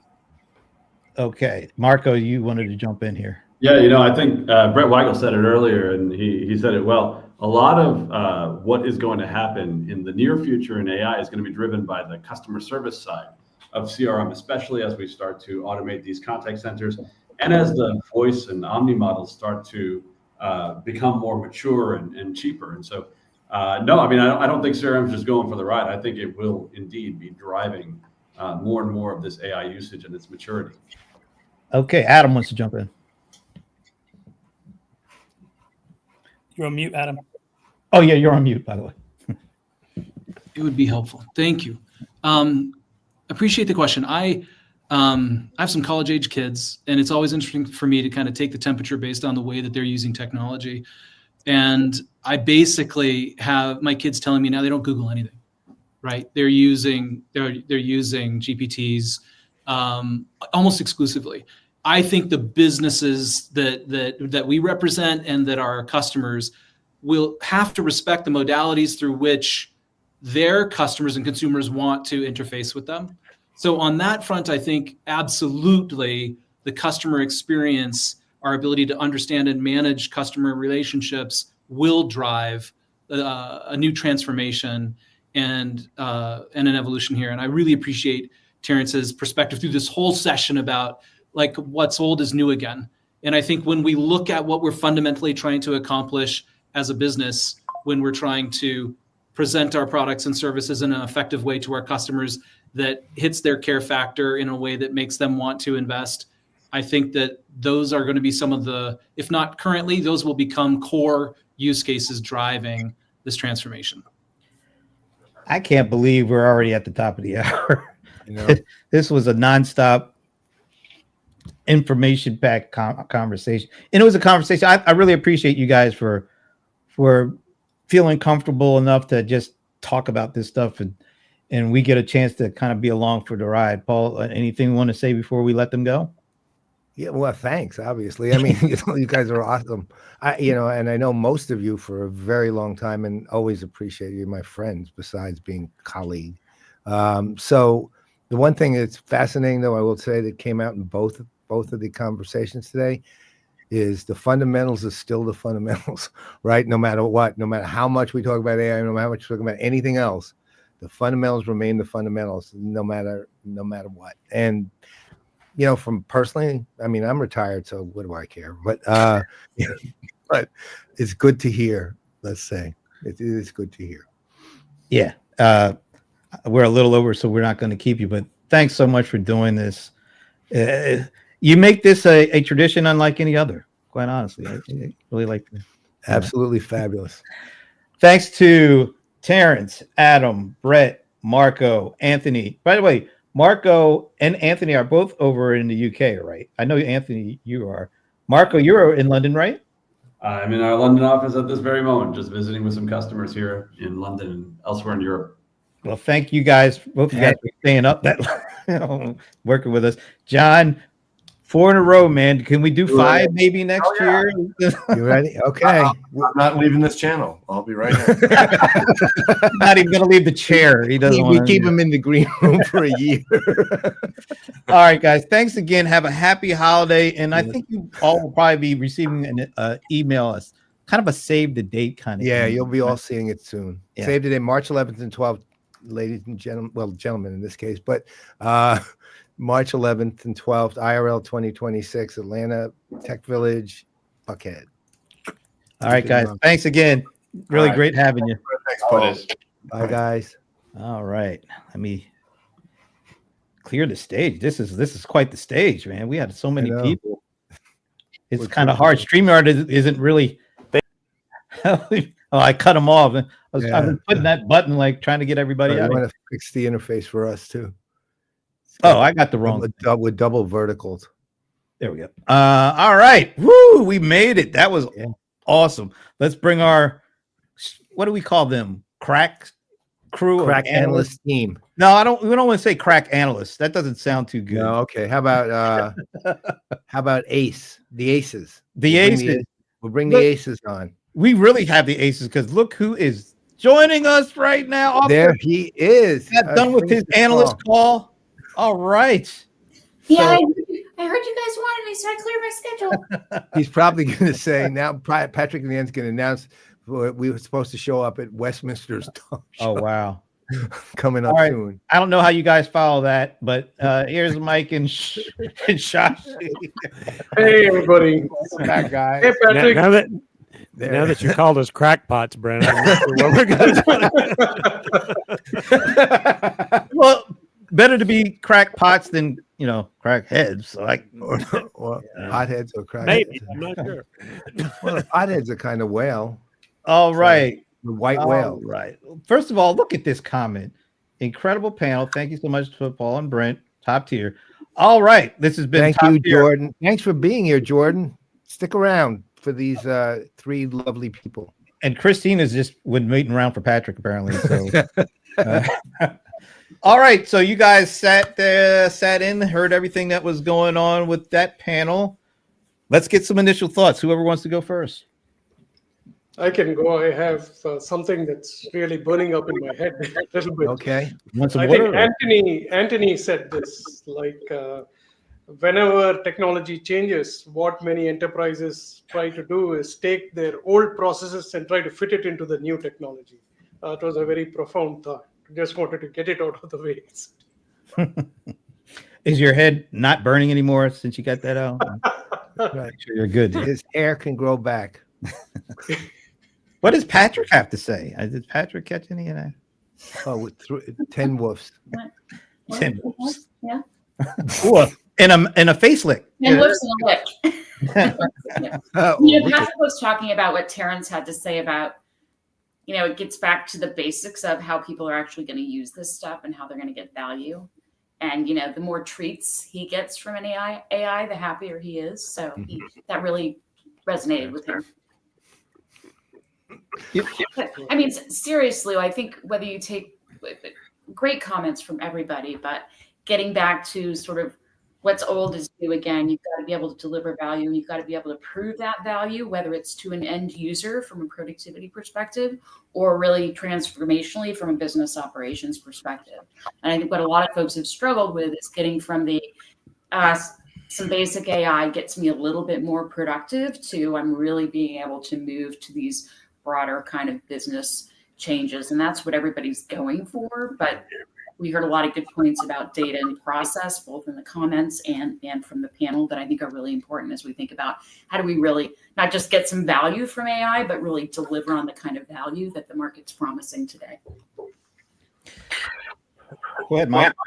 I was just going to say I tied this back to something I said earlier, but I think maybe even more so, and that is we're really not going to be talking that much about the applications. And frankly, I think a lot of businesses aren't going to replace those applications for quite a while, because what we're going to focus on is data and that integrated data layer, whatever that looks like. And there's a bunch of different ways you could do it, from federated to whatever. But that's one. And then the other is this idea of this agentic platform.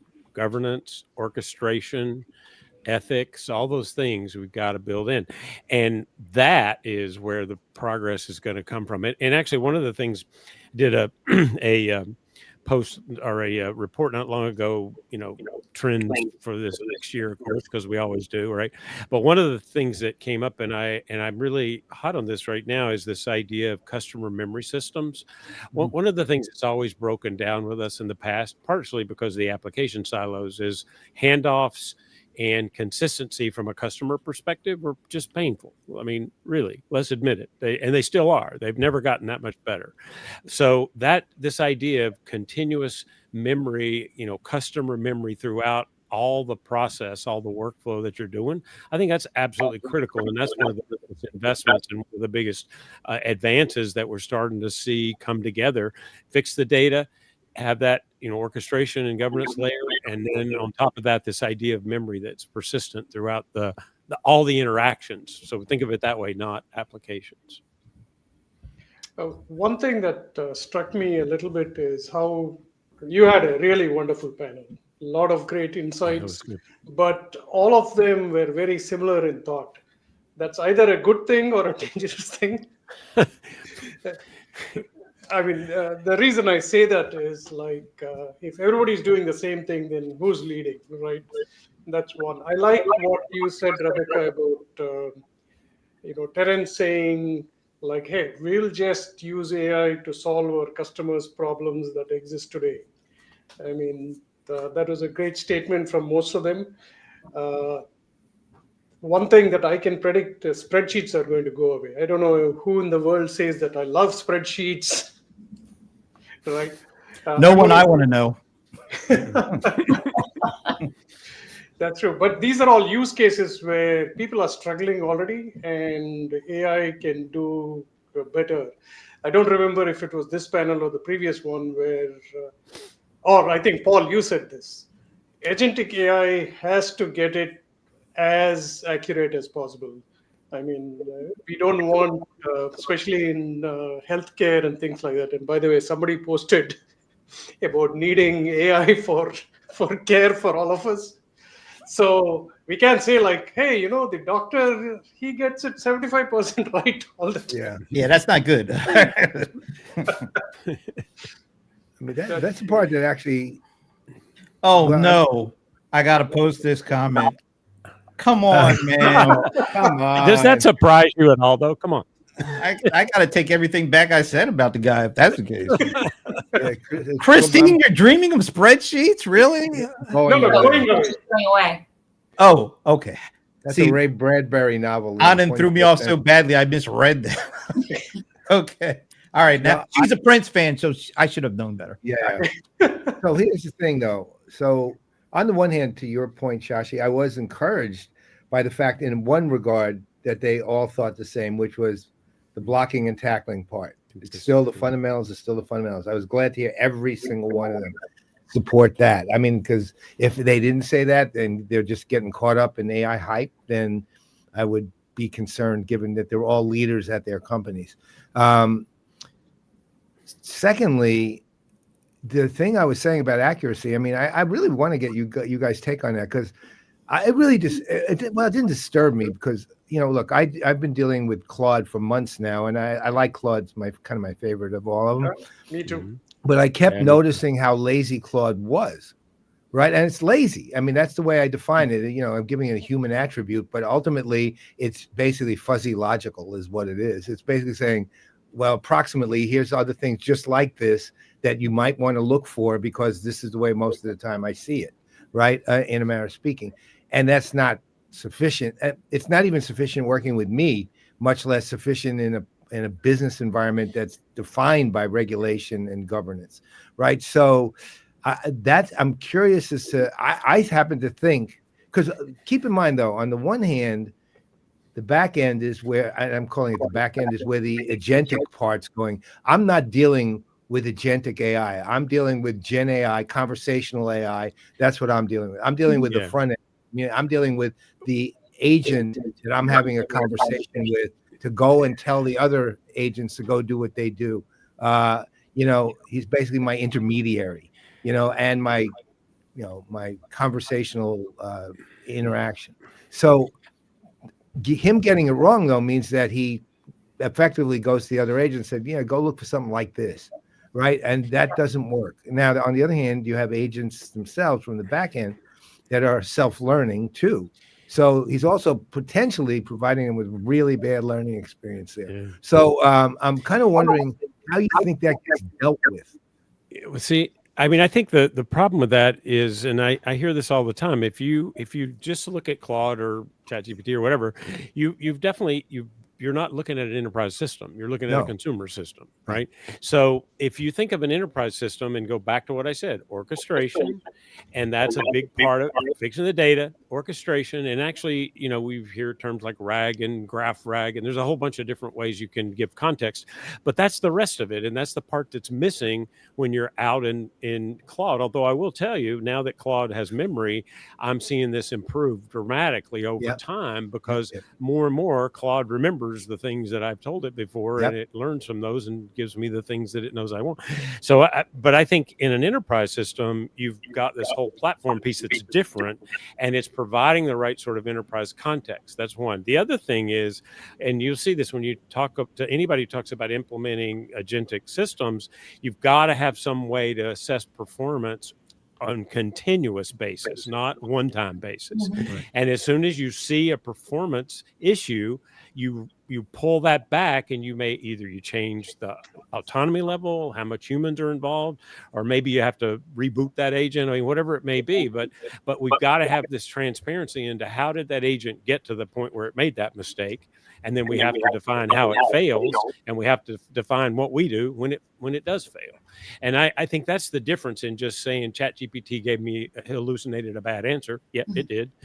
To what the enterprise system's going to even you know, I have a local setup, a language model with a UI front end and a RAG setup with all the data that I have in my Google account and all this stuff. That one I use if I want to ask questions about my stuff, because it has all of that context that doesn't exist out in the ChatGPT land. By the way, Shashi, I just have to address Shashi. Don't hold your breath. I want to go back to something that Paul said for a second, if I can, which is sort of the responses that you get, whether it's Claude or ChatGPT or whoever it is. All of them. All of them. Yeah, all of the 5 majors. I think we have to talk a little bit more about how these pieces that are going to become commodities are built, because right now they all sort of behave like the overconfident, over-enthusiastic intern. Right? And a bit sycophantic too, let's be honest. But it's right. But they're also lazy, to Paul's point, not willing to go to that next sort of level. And to Mike's point, I think we got to think about if that's what we're using under the hood, what systems do we put on top? Or the internship coordinator to make sure things don't really go badly. No, you're right. Yeah, no, that's absolutely right. Kevin Nix, what was the company? Kevin Nix had a company, Rocket. What do you call it? Rocket something. It wasn't Rocket Science. I kept calling it that. No, it was something that didn't quite make sense to me, but no, it was funny. It was actually kind of funny. Rocket Surgery. That's Rocket Surgery. So that's why I said it didn't make sense. Yeah. So, but basically, what it was I think he still has it, but I think he's putting it on hold for a while. But it was basically QA on AI, and it was actually really, really a smart idea. The way Kevin never goes wrong with these things. He's like amazing. But it was actually kind of goes to that. It kind of goes to wait. The guy isn't, in effect, what he could do with it. And I'm looking at it from the consumer side would be, let's say I say, hey, I need to find out how to cancel this. And instead he would say, I'd query it. AI would start working on a relative answer, a typical, well, like that, you might want to look for this. And it would stop it and say, no, he's asking specifically. In effect, that's the kind of thing it would do, among other things. So, I mean, that kind of goes to what you're talking about, Rebecca, which is the intern management, right? Because that's actually what Kevin's trying to do, I think. Yeah. And if you think, if you think of it like, and I know there are definitely people who don't like this analogy, but I think it's the most effective way to make businesses think about it correctly, and that is digital workforce, human workforce, hybrid workforce. And if you think of it that way, what do you do with human workers? You specify a job description, you look at their skills and background and capabilities, but you don't just then put them in your business and say, okay, go on and do whatever you want. You have performance reviews, you monitor their performance, you set goals, you do all these things. You have to do the same things with an agent, whether it's fully autonomous or partially autonomous or not autonomous at all. And there's got to be, that structure's got to exist around all of that to make it function. And I think we're making a real mistake. And this is kind of typical in tech, right?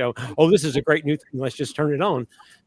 We haven't, prepared the organization for it. We haven't prepared our systems for it. We haven't done all the other work that has to be done to make this effective. Great point. Just to follow up on that, I think most companies and enterprises are forgetting about training their people. They just think like, hey, you use ChatGPT, come on, let's start doing that. You must know everything now. So yeah. And Paul, you made a great point about all of these LLMs are lazy. I'll tell you again, practically, why I was trying to do this over the weekend. By the way, just shout out to my blog. It's called shashi.co. So I'm trying to use it to say like, hey, let me style it a little bit better so that it looks presentable than my 20-year-old blogger theme, right? And it kept giving me such bad answers, like it wasn't good styling at all. So guess what I did? I said, I'm sorry, Sundar Pichai will be angry that he spent billions on you, Gemini.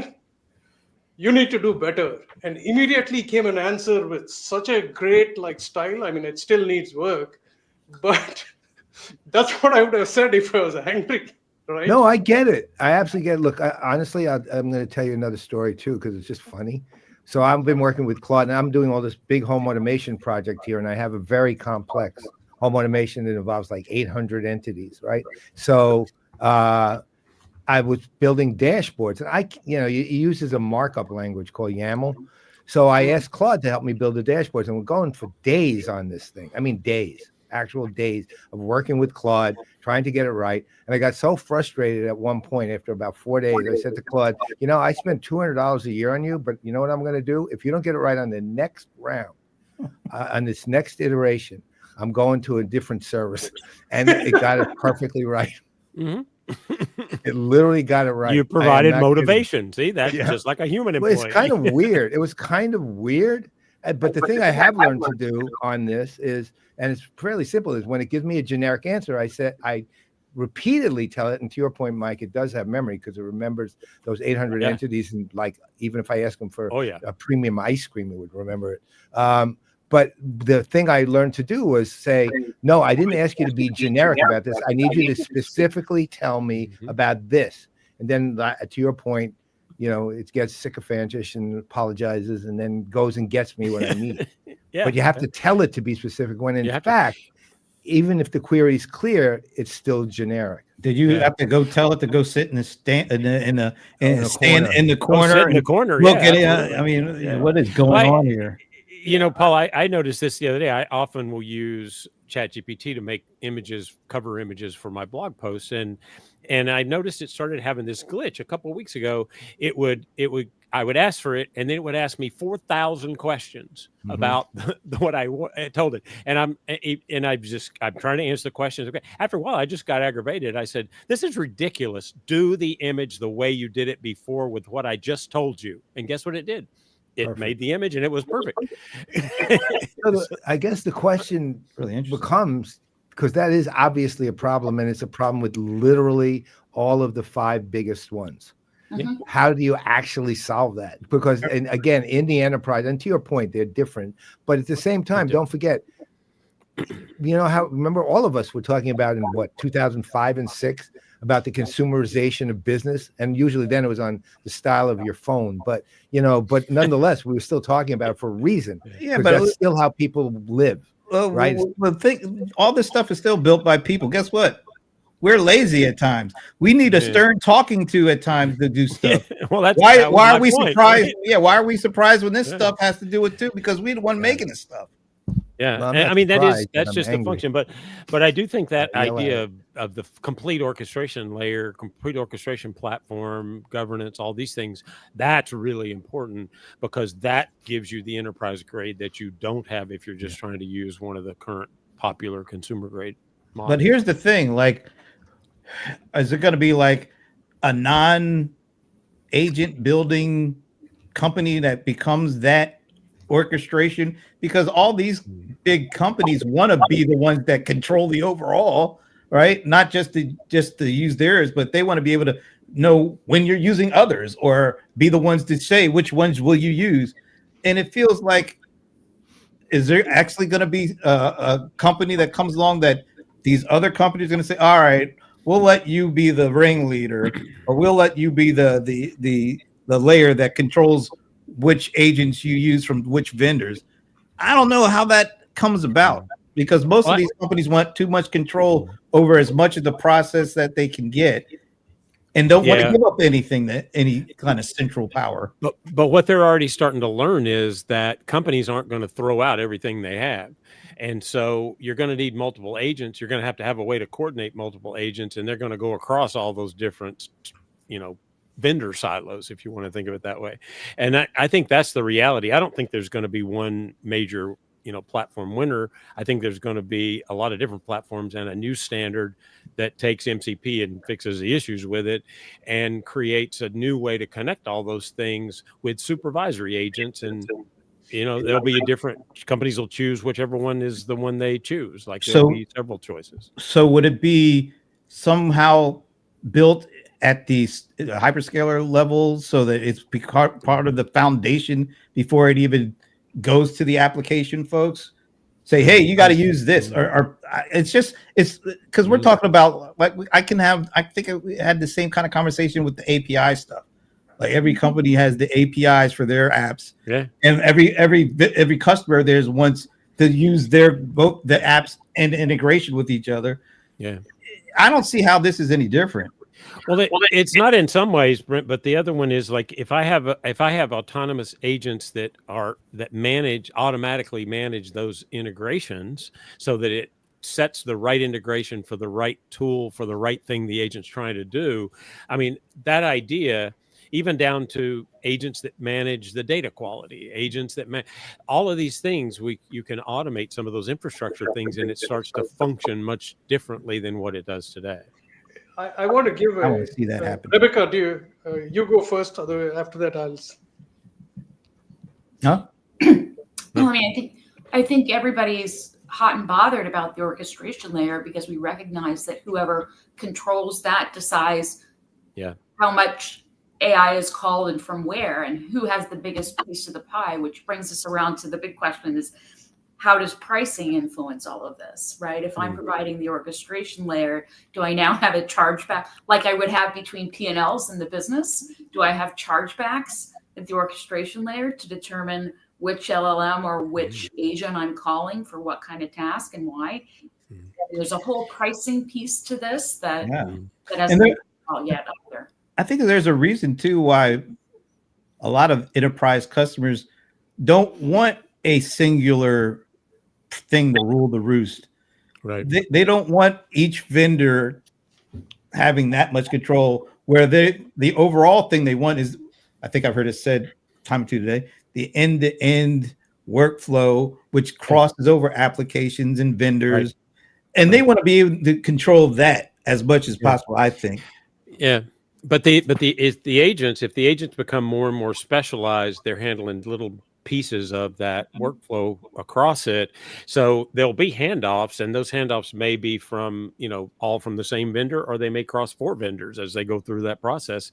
And I think the point is, if it works the way that we envision this right now, that gets to be something that we don't have to worry about, because that orchestration layer with the agents is actually doing a lot of that work for you.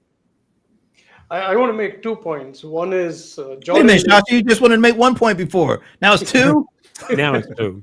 No, Jordan Lake, what she posted is very, very crucial. Let me bring it up for you. Yeah, there you there's go. a lot of friction in companies because employees don't understand it. They don't know how to use it, and they fear for their jobs. So I think Bill McDermott in one of the briefings talked about training that even ServiceNow does for its own employees. Hopefully they also do it for clients. Now, the second point here is, like, we may not need agents all the time. What we have lost track of is machine learning is not new. Companies have been doing it for 10, 15 years. And the right way to do it is, like most of you have said, data analyze, predict, and then generate. I think now everybody is jumping into generate first. Yeah. The analyze and predict part of it is so important, and that doesn't have to do with any like employee facing friction, right? Like what is easier now is for people who are not data scientists to get the data as long as the data is clean, right? That I think has democratized it a little bit more, and that doesn't need an agent. It just needs you to stop being on a spreadsheet. Why do you keep going back to the spreadsheet, Shashi? What is go? By the way, shout out to Anand. That's what we call a bar, a company that treats AI the same as a colleague loses.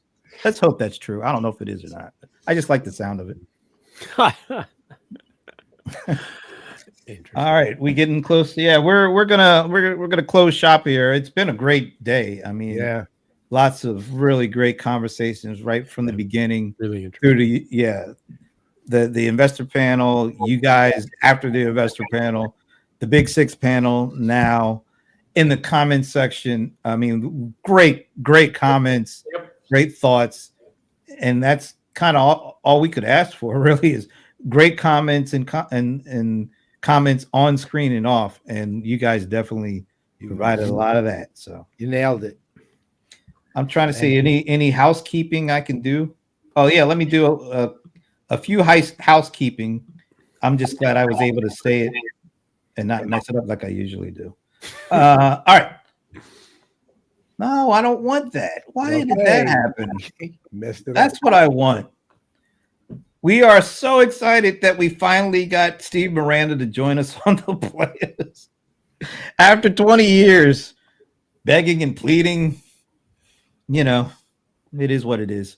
But December the 8th, it's like it's almost like an early birthday present for the venerable Paul Greenberg, because I believe your birthday is the next day, isn't it? Yeah, but that's so this is good. I'm going to market this as Steve's birthday present to the venerable Paul Greenberg. No, it's his birthday present to the CRM Playaz heading to their 17th anniversary. Maybe he'll bring a cake. I guess that would be asking a little too much. We could ask him just to restock the green one with cronuts, right? New ones. Oh, okay. This is the final housekeeping. I got it right. All right. I don't know why I have a mental block for that, but I certainly do. So hey, the show ain't over permanently. It's just over for the day. But tomorrow is our second, or I guess the third panel. Our second vendor panel, mostly, mid-market SMB kind of folks here. But it's a stacked lineup, Paul. What do you want to say about this? Well, one, everybody here, let's say, has a definitive POV, everybody. And each company, every one of these companies is one way or the other been fully invested in AI, and often in most of the cases of these companies, I can't say for all of them, have started AI long before Gen AI was around. I can certainly speak for multiple ones of those. This one's going to be really interesting, and we have some returners, but we'll wait on that till tomorrow. Who's returning for more than their first rodeo, and some new people too. So this one's exciting, and this is a very smart group of people. I know 5 of the 6 well, and one guy I know of. I don't know him well. I won't say anything. I think I know who that is. Yes, I think so too. Yeah, it's going to be cool. It's always great to get insights from the vendors and folks that are kind of senior leaders at the vendors, just like it was today with we call them the Big Six. But these are also very important vendors in the industry, coming at it from different perspectives, focusing on different areas, but all of it impacts CRM and CX and customer engagement. So that's tomorrow noon to 1, and then after that we do have an analyst panel. I'll put that up later, but the Brohammer is going to be on there. Rebecca's co-host for the Crunch, David Smith. Constellation's own Martin Schneider. I think that's it, right? Or is there Right? Yeah, there's a possible fourth, but we're waiting on hearing. So two more hours of really great stuff in the industry. What's gonna happen in CRM in 2026? We'll start and put some clips up. Maybe if I don't fall asleep, I might put one up tonight. I don't know. There's so much to choose from. I mean, there is a lot of meat in this. So you're not kidding. I'm gonna have to use my AI, my Opus, and my Minvo, and all those things to try to pull out all the nice little clips, because there's a lot here. We've got classic clips, leading with, of course, Rebecca's evenly distributed clip. Wow, I really like that. That was the phrase of the whole day. I will say that. I think you might have got it from Patrick, though. I have to be totally honest. You know, he's the brains behind the operation. All right. So on behalf of Rebecca and Patrick, Shashi and Mr. Fawcett, I'm Brent Leary. I'm Paul Greenberg. We are the CRM Playaz, and we'll be back tomorrow at noon Eastern. Goodbye. Bye.